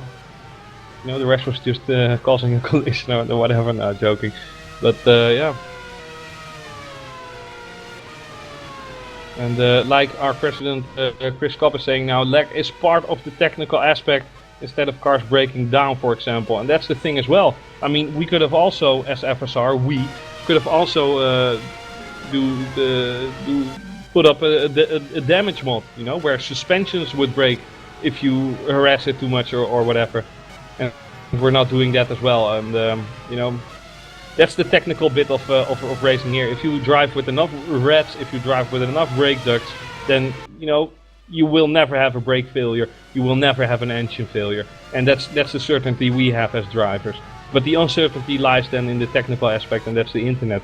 And nobody should be compromised for results or whatever.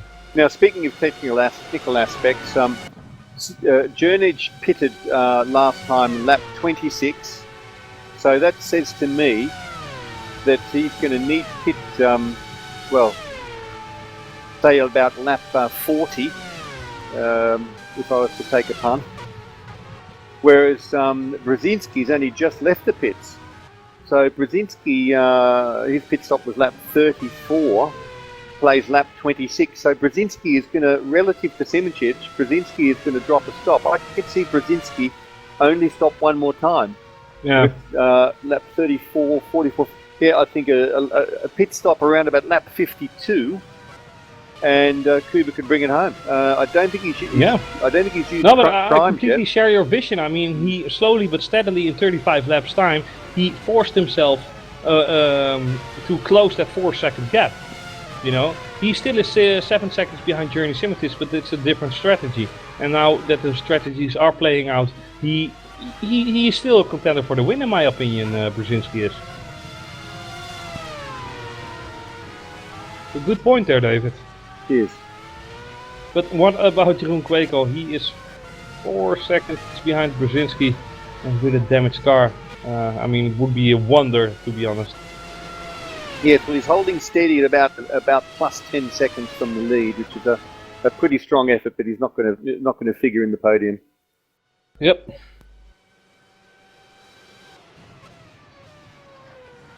But in aspects of winning races, I think Journey Simitis deserves this one the most, since he hasn't won one.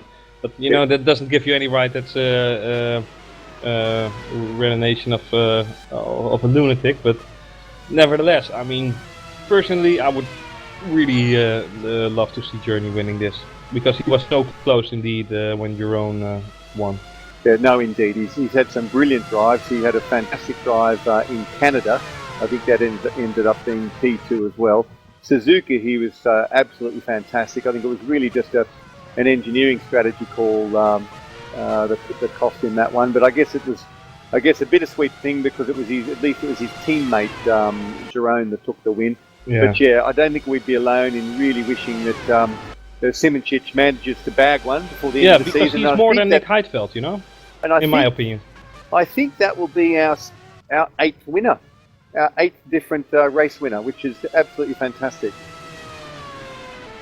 But it's far from over. It's far from over. They've got 35 laps to go. We're at about half race distance. He's shadowed by Kuba Brzezinski, who's only 6 seconds down the road, and going to pit one time less. So I think it's going to be a pretty strategic outcome. Indeed, and if he wins the race, he will of course get an invite for the Race of Champions that will be held later this year, I believe. So, well, what would that be? The Race of Champions in a nice stadium with all the fast names, and of course there are 2 or 4 wild cards to be given away by the fastest people on the public service. Whatever the competition will get alongside, or get a long way. But yeah, first things first, we have to focus on this race. But winter is certainly not boring if you are a sim racing enthusiast, because we will deliver with a nice full schedule. Not the main season, of course, there has to be a little bit of a break, but we will definitely not close our factories, our digital factories. We will just continue on racing.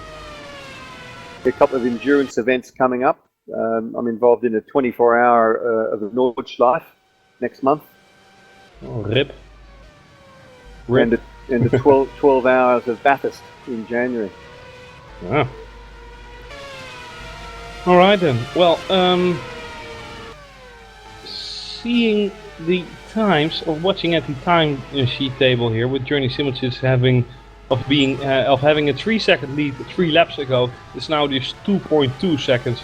So this is the strategy that Peter Briljak and Mohamed Patel are showing at the moment. And Johnny Simon into the pit again. Holy. I'm gonna count that.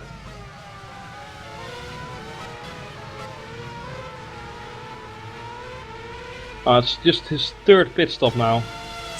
He's looking for a 5 stopper then, Johnny Simon is. So 5 pit stops for him eventually. Because he's not gonna finish the race on this set of tires, I can guarantee you that. But I really wish I could guarantee you guys rain. We deserve rain. Kwekel is into the pit in P6.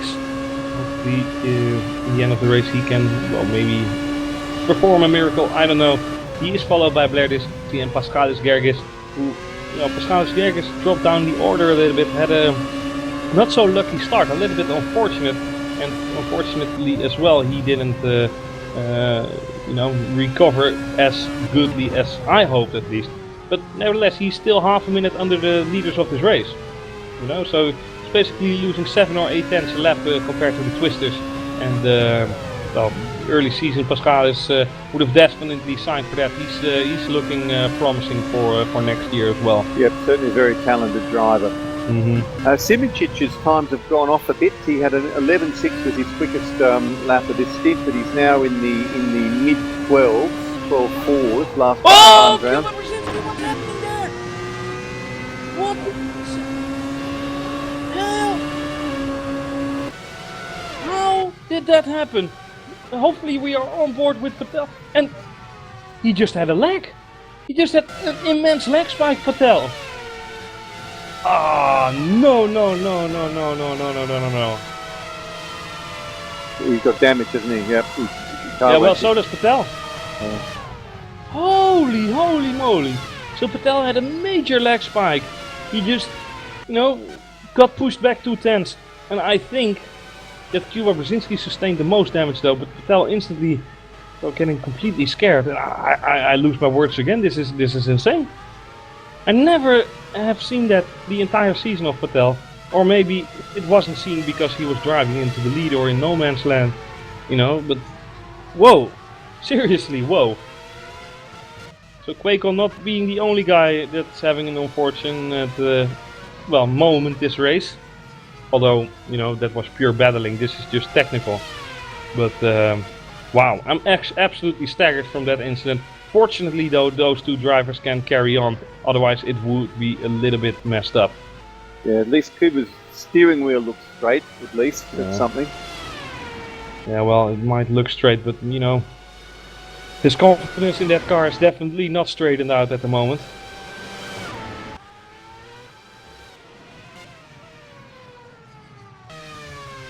Nevertheless, still driving in P2, and well, in the end, it wasn't his fault, but he got P2 from Patel. Right? So. Yeah, indeed.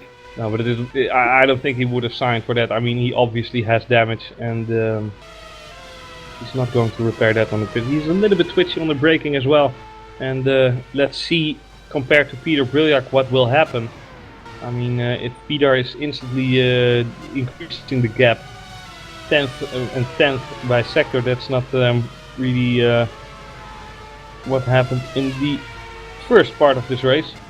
Oh, actually, Cuba Brzezinski made up time. He made up 10th in this last sector, so. Now I'm looking at Simicic, who's still within that 17 seconds of Briak, so I think net of pit stops, Simicic is going to be ahead of Briak after Briak's next stop. And I think the guy they've both got to worry about is Brzezinski, because I think Brzezinski is going to stop one more time, and I think they're both going to stop 2 more times. Yeah.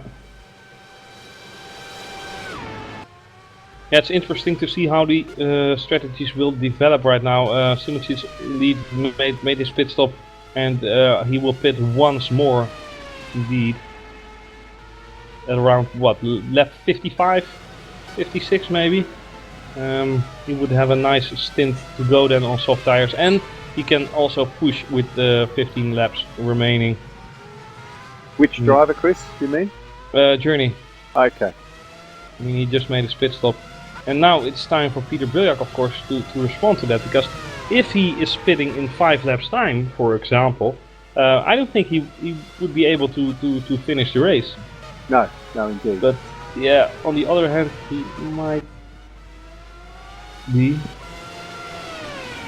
And I heard contact being made though. Briak's last stop was lap 30. So 45 would probably make sense, but yeah, that's not going to get him to the end.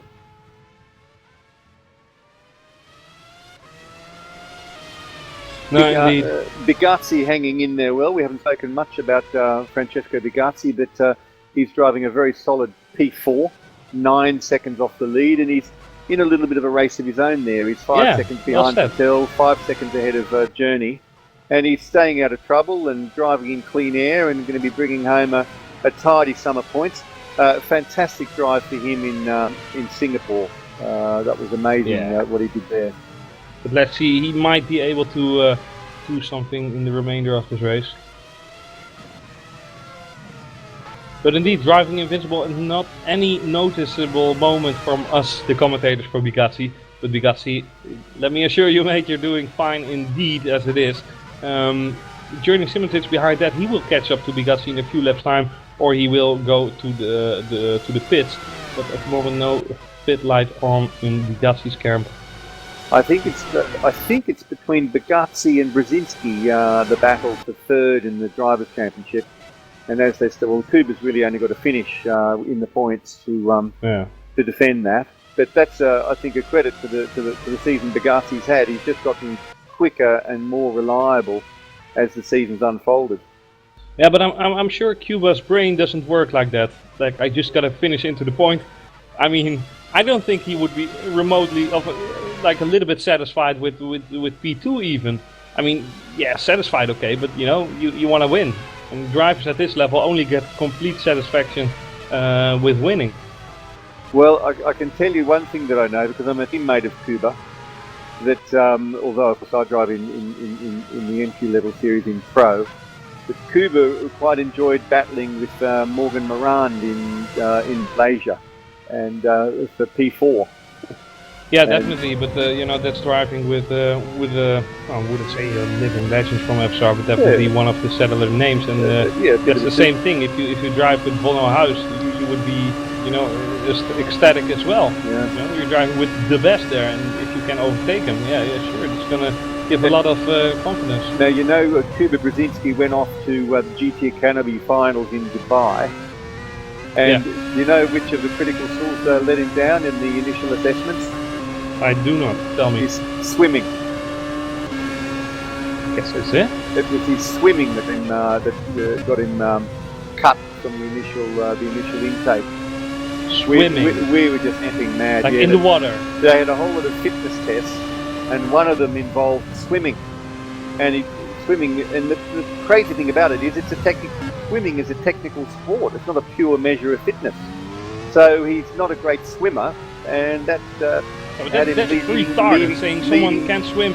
I mean, some of the Formula 1 drivers as well. Oh, they look autistic and whatever. I mean, for example, Jensen Button failed his first driver's test. You know, in a real car, he had to do a second exam to get his driver's license. You know, I mean, not everyone is perfect. Indeed, and swimming. That's retarded, unless you're a rally driver and you landed in the river. Or that time that MotoGP guy jumped in a lake with his helmet on and had to swim to the shore. But other than that, I can't. Really stupid indeed. Well, unfortunately for Cuba, he didn't have a success. There's always next year, of course, but Cuba's a young guy and a huge talent. And I'm going to go out on a limb here now. Cuba's 2.6 seconds behind Briac. And Hodas DNF. Oh dear. Hodas is our next DNF. What happened to him? It was a disconnection. Well, bye-bye Martin Hodas. Really unfortunate for him. But yeah, Norbert Leitner now. One lap down, but not not making life really easy for Peter. I'll be right back, by the way, 1 minute. Okay. So lap 46, 25 laps to go of 71, and we see Peter Briac in the lead, due to pit fairly soon. Kuba Brzezinski running a very close second, not due to pit for some time, and followed by Mohamed Patel in P3, Francesco Bugatti P4. Very, very solid race from Francesco. Journey Simicic is just exited the pits the most recently on fresh rubber, so he should jump. He'll jump Briac when Briac pits. Remains to be seen how soon Brzezinski pits. Eros Masculi 6th. Jerome Quakel running in 7th, having had a little bit of an incident and a bit of damage after contact, no fault of his own earlier in the race. The Australian driver Blair Disley in 8th place. Charlotte Gergis, who is a very talented ace driver, stepping up this weekend into the World Championship level and going to bring home points in World Championship, which is a fantastic drive for him. And Alexei Kavila, many of you may not know of Alexei, but he is a superb driver in GT cars and endurance cars. But finding it here amongst the specialists in the open wheeler class, pretty competitive. Johnny Simon is P11. Johnny's showing some great pace, but seems to be having some tyre management issues and be pitting quite a bit. So Kuba now 2 seconds behind Briac.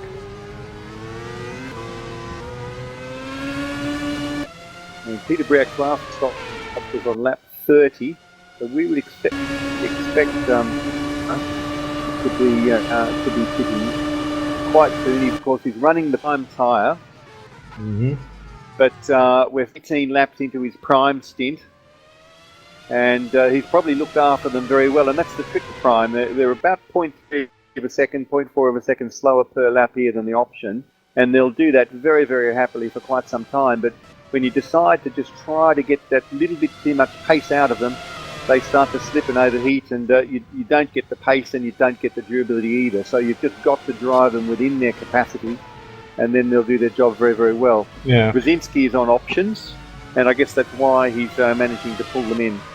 Yeah, well, really funny to see indeed that I come back and Peter Briak has still got Norbert Leitner, good old Norbert Leitner, behind him with a little bit of a margin. Nothing wrong with getting a bit of a tow from a car that's lapped to, Chris. I can tell you that from personal experience. I mean, Peter will obviously know that Norbert is not going to make a move in. I mean, he would, if he would have crashed Peter, he would be the laughing stock of this race, and Norbert is smarter than that. But yeah. And it's Bigassi and Simonsic fighting alongside. Sorry for missing it. Jeremy Simonsic is in P4 at the moment. Bigassi in P5, and that was the other way around a few seconds ago. And Kivala almost 3 wide with that pit exit.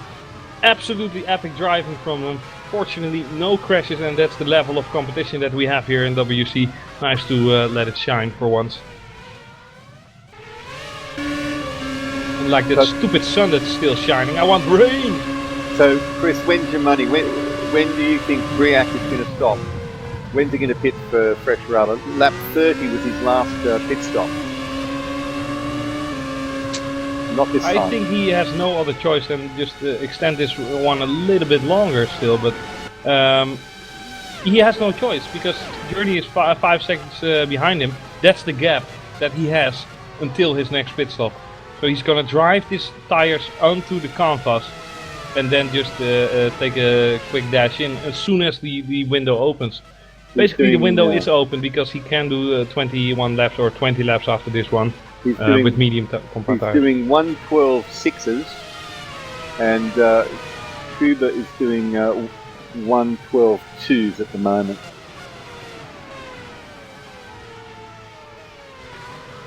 Yeah, well, that's also something, but yeah, I still think that the papers are in the right hands of Simonsic, but he has to make his way past Mohamed Patel now, and that's gonna be a rough challenge, I can guarantee. The Simonsic's tyres are already 10 laps old, so he's halfway through a stint, whereas Briak is going to get some fresh ones on. Yeah, but only 4 seconds. Okay, Briak. Here comes Simonsic behind Mohamed Patel. This is Mohamed Patel is going into the pit. So is Peter Briak. So this was the waiting at all. Peter Briak together into the pit with his teammate, and obviously exits first since Patel was pitting behind him. That leaves Kuba Brzezinski in the lead of this race once more. If he can push out these next couple of laps, it's all okay, because he will realize that Peter Briak and Patel cannot go completely onto the edge. Definitely not if your name is Peter Briak and you just mounted soft compound tires on that. We saw Rens Klopp do it with 19 laps. He went reasonably okay, but maybe a little bit of difficulties in the ending laps of the race.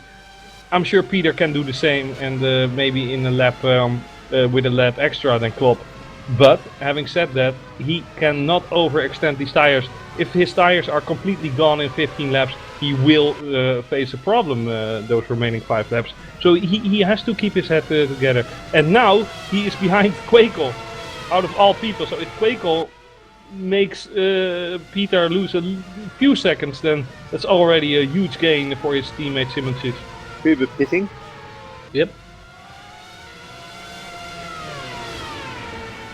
So whatever tyres he takes now, he'll be running the remaining 19 laps.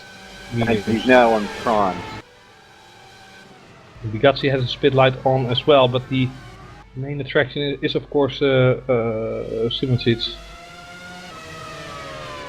And I don't think that Quakel will let Peter go any minute now. He will defend this position. In Dutch we say with hand and tand, with hand and tooth, as we are saying. I don't know if it's a saying there, but nevertheless he will make his car as wide as possible. As Toto Wolff would say, attacking with your knife in your teeth. Indeed, well said. Quakel cannot win this race anymore. I mean, he can, but you know, technically Alexei Kivala can win it as well. Well, Quakel is helping Brzezinski because he's holding Briac up just that little bit and allowing Brzezinski to get back on terms with him. And they're now on a level playing field. They've both got fresh primes. The guy that I'm worried for is Bugatti pitting. The guy I'm worried for is Simicic.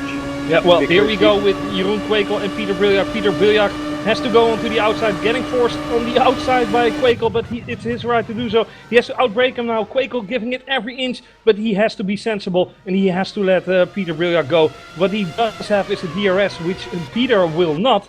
Here comes the DRS line. This will be another move in from Quakel. He has to go to the outside as well.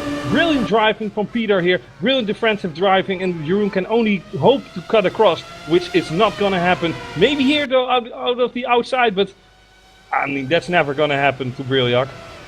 And indeed so, definitely not with fresh tires there. But at least Quakel managed to, you know, hold him up for a few seconds, and every second is welcome in the camp of Journey Simicic. I can guarantee you that. So great team playing from Quakel here.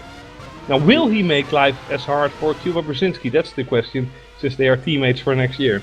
Well, I think Brzezinski would have been watching Briac and Quakel and saying to himself, "Come on, guys, get into it. Don't hold back." Yeah.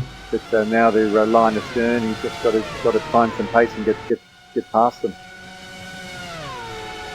Yeah, but this is looking troubling. I mean, Journey still has to make one stop, I believe. And I do too. And even Brzezinski is only 13 seconds behind Simicic, so that's a net 4 seconds advantage, really.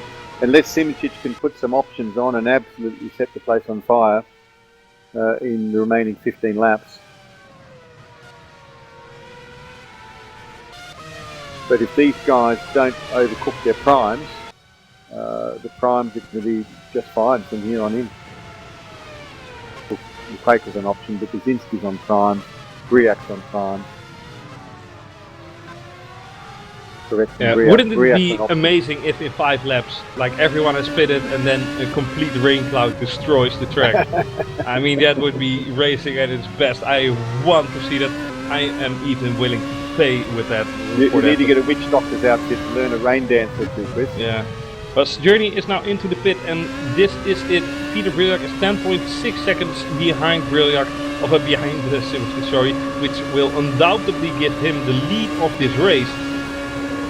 This is oh, and Simicic overshoots his box.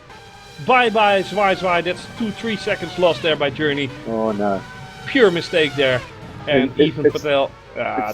It's the lane and pit strategy. Really, it's been Journey's biggest enemy when he's had these opportunities to win. Yeah, I was wrong in my judgment. I said 4 or 5 laps ago that I thought that Simicic would still have the best papers. I was horribly wrong, and it seems that Journey is at least on the freshest rubber now for the remainder of this race, 16 laps. But it's not that big of a difference on an empty fuel tank or you know, emptied out fuel tank. If Peter can do 20 laps on that. We already seen in the first stint of the race where Cuba did 16 laps on soft, so why shouldn't he be doing 16 laps on or 20 laps on what is it, 100 liters?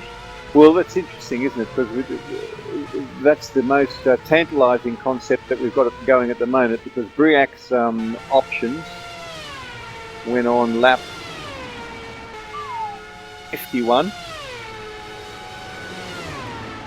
so that will be 20 laps old. Brzezinski's primes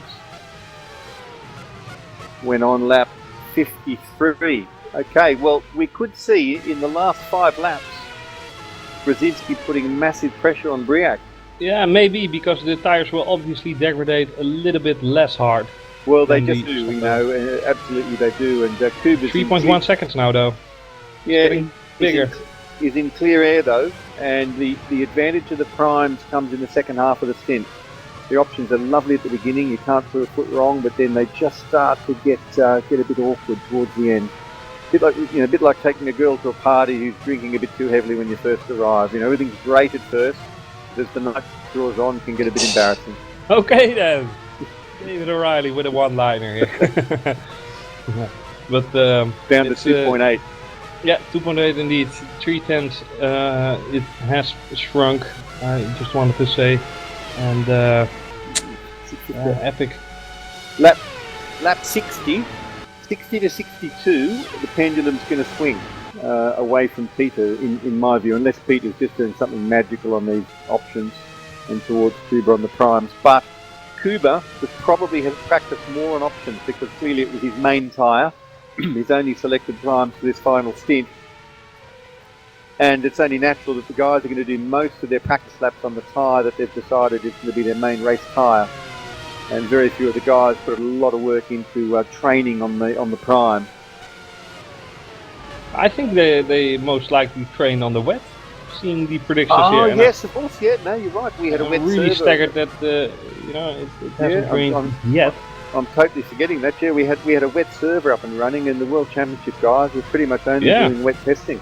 At the end of at the end of the Pro broadcast, I basically promised every viewer, as you guys know at home, the rain. But Mother Nature is full of wonders, and no one told us the weather could be this unpredictable, Chris.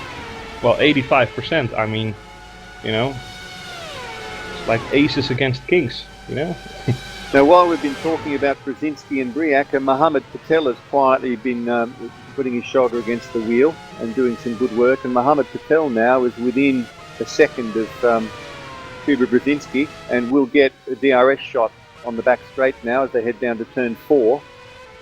He's going to do a bit more work to be close enough to pass. And Brzezinski's also got to, weaken his defences to let him through, but he's certainly in the picture. He's well and truly in the picture now. And Bugazzi is himself only 5.9 seconds back, so that's the closest Bugazzi's been to the P1 for the whole of the race. He's been cruising around at about 9 seconds back. So Bugazzi certainly decided to light the fire. And we've got 4 guys now really four guys within 6 seconds as we approach the last 14 laps of this race. Indeed so, and Peter Briac is gonna lap Kivala once more, it seems. Kivala showing the sensible way, or defending tremendously on the left side. That's not the case. Brilliant driving from Kivala there, getting out of the way of the leaders.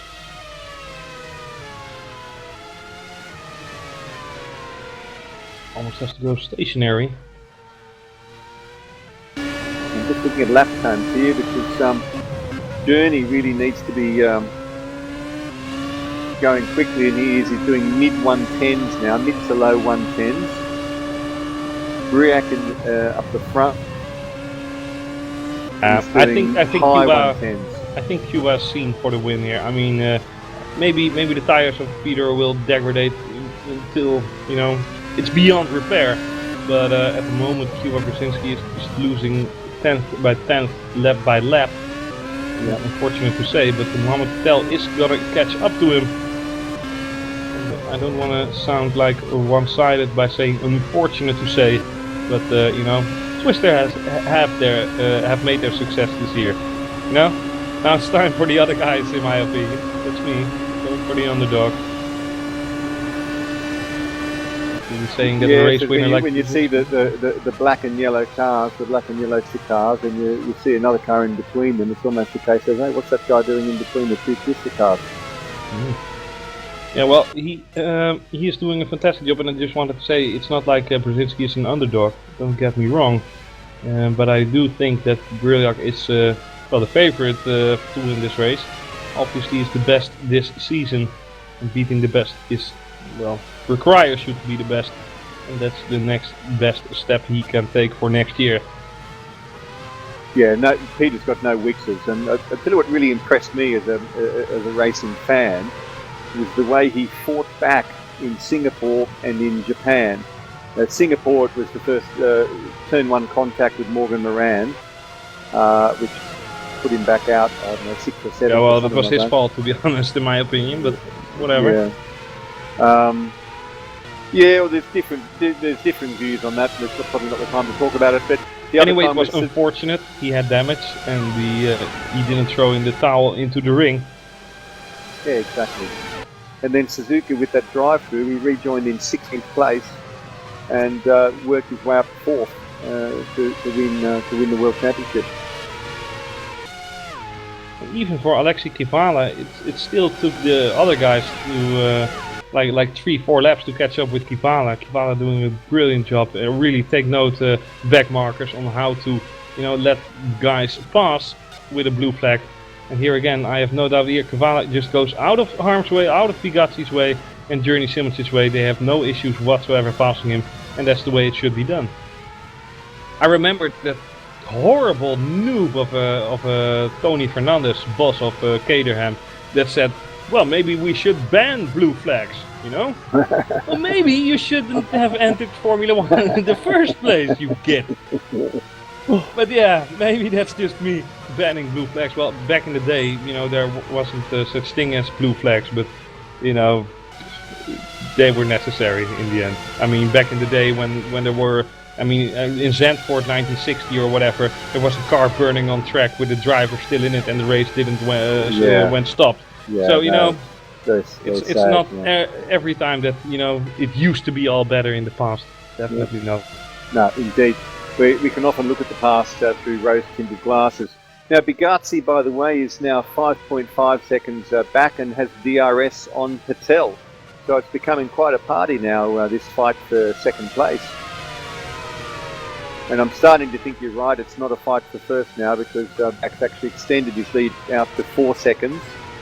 But if my hymn book is correct, now's the time where Briac's options should start to be, not quite what they were when he first put them on the car. But it doesn't start happening in the next couple of laps, it's not really going to be relevant. Well, indeed. He needs 0.4 of a second per lap for the next 10 laps for this to work, so it's a major reversal of fortune. But a very intense time will tell. fight per second. There are just 8 more laps to go in this championship. Well, I've neglected to say Quakel's about to fight Bigazzi. They've both got DRS. Bigazzi courtesy of Patel, Simicic courtesy of Bigazzi, and they're both fighting, beautiful fight into turn 1. Simicic just putting the work in here on Bigazzi, and he's going to have DRS again. And I think we're going to see Simicic pull away. Both got DRS again, but Simicic manages to park the car on the apex, and that was beautiful racing from both drivers.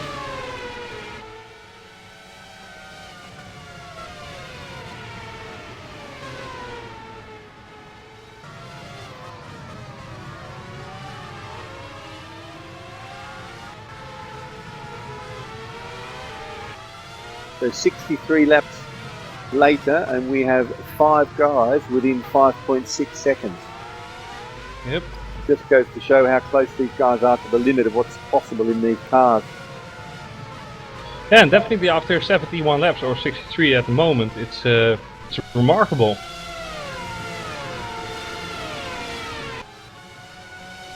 I'm going to have a quick peek at Briac's lap times. Well, we cannot count out Journey at the moment. I wouldn't say for the win, but he is going to make life hard for Patel. I will guarantee it. Well, Patel has gone from high 110s to low 111s now, which is not, nothing to cry about. And remember, Patel and Brzezinski undoubtedly have damage. And I mean, if that lag thingy from Patel 20 laps ago or whatever didn't cause damage, I don't know. It even sent Kuba Brzezinski flying for a second there with his front end of the car. Simicic, yeah, he's getting so close. Yeah, Simonsich has found a second life in his tires.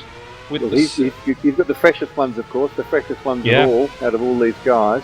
Yeah, but still, it's degrading a little bit quicker. Eventually, the medium compound will become the more favorable tire, and I would have thought that at this stage, you know, it's 50-50, and it will only go into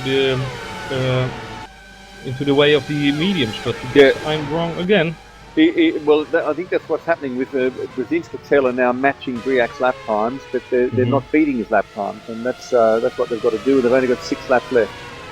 Yeah, but Journey last time round was still a second behind them, or 2 seconds, and it's now within a second. So this will be a nice tail to a brilliant Grand Prix. I mean, what if Quakel was in between them right now? It would be absolutely epic. Well, Journey's definitely the fastest man on. He's running mid 110s, and the guys in front of him can only do a 111.1. So he's got 0.6 of a second in hand, but he's got to get past them to leverage that. Yeah. Well, he definitely catched up to Mohamed Patel at the moment, but passing is a completely other story. We know that the Go Speed has had some nice top speeds in the past, and that's no different here on Interlagos. The only messed up fact for Journey is that Patel is getting DRS as well, so that effect is being cancelled out. He will have a better toe though, and hopefully for him a better gear ratio. He will find out here. He will climb towards Patel. This gap is too big. This gap is too big. He can only brake later and position himself for the second DRS zone. But yeah, let's see. Ooh, he's taking so much risk here. This is what we want to see. Go Journey. DRS is open for both of them. Journey looks like he's got good gearing. No, the Twister car is just a little bit faster, but he forces Mohamed Patel to go defensive. Tibor Brzezinski cannot enjoy this any more than he already does, because, you know, this will basically save his number 2 spot if these guys are fighting too long. You know, racing defensively is going to cost you time, whether you want it or not. Unless your name is Kanamasis and you just go straight, you know, F1 2015 style in Monza, but that GP2 reference, oh my god. Okay. Journey Simonsich still has 4 laps to go after this one in order to make it work, but it seems like Patel has the better gear ratio of the lot. And Peter Villiak now almost setting Johnny Simon on a lap. Not used to seeing that from Simon, but Well, a bit of a slide into turn 1 from the guys, but all under control.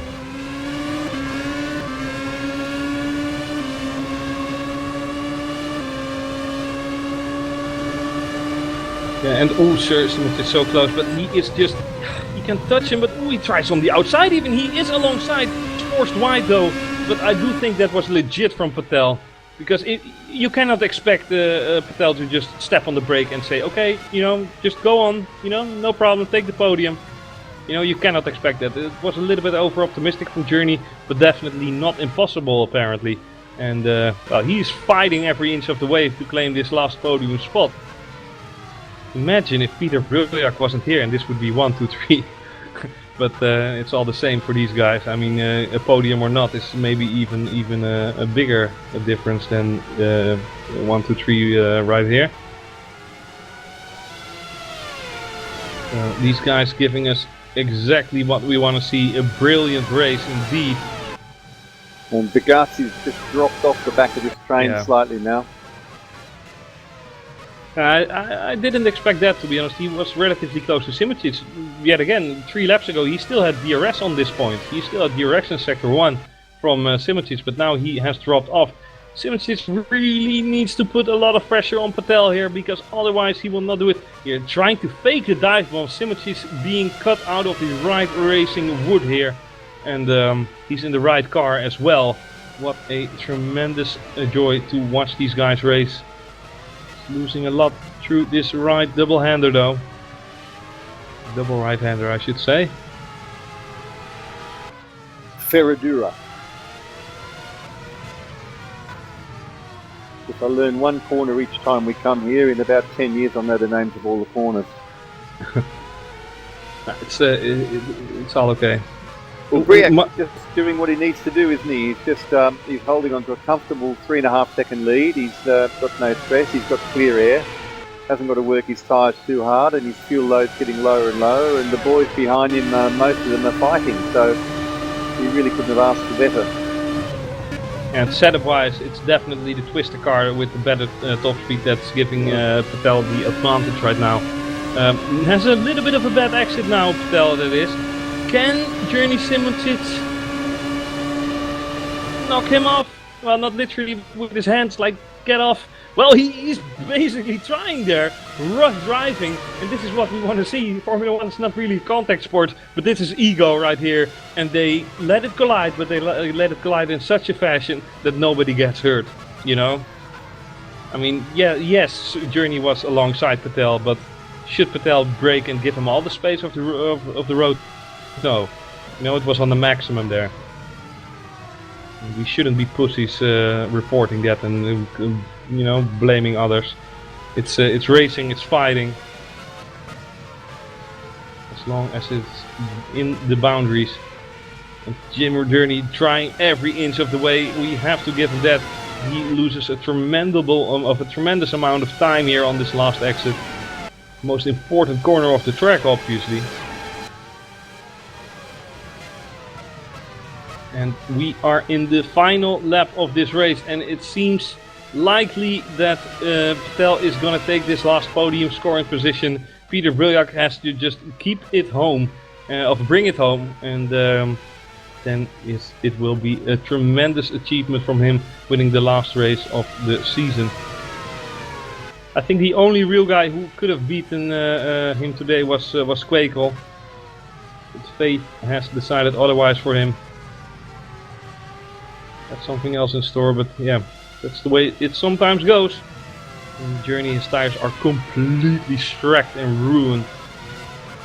Yes, you can only do so much on those options. Nevertheless, a great achievement. If we are on board with Peter Briljak, he just completed the last corner of this season, and the championship he already clinched last time around 3 weeks ago in Coda. But yet again, for the last time in 2015, it's Peter Briljak who takes the victory here at Interlagos, and a tremendous prestation from him. Cuba Brzezinski indeed P2, and Mohamed Patel in P3, complementing the podium. And Journey Simonsits deserved the win in my opinion, but you don't deserve it by being a nice guy, you deserve it by being the fastest. And sometimes even then you will not win the race even.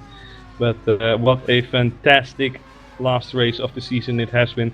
I have enjoyed every lap that I have seen, and there's now a little bit of a party going on amongst the twisters. The donut party. Who will have the cleanest donut? Definitely not Patel knocking onto the wall there. See who can cook their engine. Yeah, well, that's getting involved in the party. So nobody told Peter Briljak to take the foot off the gas once he'd won the World Championship. It was actually Suzuka he took the title, but he won both the races that followed. It's just amazing performance. And for Johnny Simon, the season has ended as well. He crosses the start-finish line, puts it into reverse, makes his car go up into flames. And I'm sure he wants to go to bed. Instantly leaves, and it's 6 AM in Australia, so he basically has to get up for school in 2 hours. Dedication, ladies and gentlemen, that's what brings you to the top. And Johnny Simon could as well have been a race victor this season, but yeah. And there we have it, Chris. So round 14 of the 2015 World Championship from Formula Sim Racing. We had an amazing season, 7 winners, and the first new world champion in the last 6 years, because of course Bono House took it the previous 5. So big congratulations to Briac on becoming the world champion. Second season of rFactor 2, and more guys have mastered the depth and the intricacies of tyre management and the physics of rFactor 2. And in the last 6 weeks, we've had real-world, real-time weather. Sadly enough, as you've said, didn't get rain along with it, other than, I think, Ace in Spa was where we had the rain, wasn't it? But fantastic season, and thank you very much for letting me come on board to back you up with the commentary. Thank you to our viewers, our live viewers, and people who might watch this on YouTube in future weeks and months. And if you're a sim racer, if you're out there playing on Xbox and you want to get involved in at the high end of simulated racing, get yourself onto formulasimracing.net, make some inquiries, get involved over the winter season. There'll be a couple of informal winter championships, which is a great way to get your feet wet, get and to know special a few events. people. Yeah, exactly. Get to know a few guys, get to learn about the sim, and get involved. There's no reason why you can't be on the grid in Pro next season if you've got a bit of talent and a bit of interest. Come on board. But thank you very, very much for your attention. Thank you from our title sponsor Thrustmaster, who's sponsored the whole season this year. Big thanks to them, and thanks very much to Sam Jones, our cameraman, and of course Chris Kopp for making FSR the greatest sim race league in the world, in my opinion. Yeah, thank you, El Presidente, and thank you, Chris de Jong, for the incredible amount of high quality work you've done as a commentator. Yeah, and some insults to others, but in the end, I want to make sure, and I don't really call people stupid in WC because they don't give us the material, because they're so, mature in their racing. If you are being called a retard in Pro or an Ace or whatever, just think of this. We don't want to see people driving without rear wings and whatever. Nothing personal, but we want to see great racing like we have seen today. And if we would see Peter Briljak and Patel driving each other off the track and whatever, accidents can happen, but they are definitely not cherished. So no, it has been a fantastic season indeed, and hopefully we will see you all and even more next year, and I am really looking forward to that. Keep our forums indeed noted for special events, and the winter series, of course.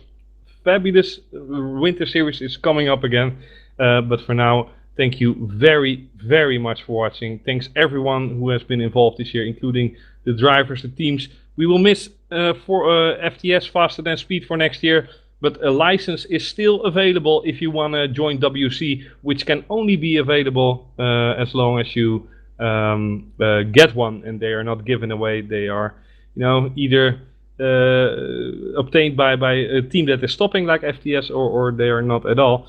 So if you want to get into that, check the forums. But for now, I'm slacking off a little bit. I think it's time for winter, isn't it, David? Time for a winter hibernation. It's been a long and intense season, a fantastic season, and thanks to everybody, the admins, the people who put the work in. But thank you very much to the fans, the people who watch these streams, and biggest of all, thank you to the racers who put in thousands of laps of practice to entertain us with their daring do.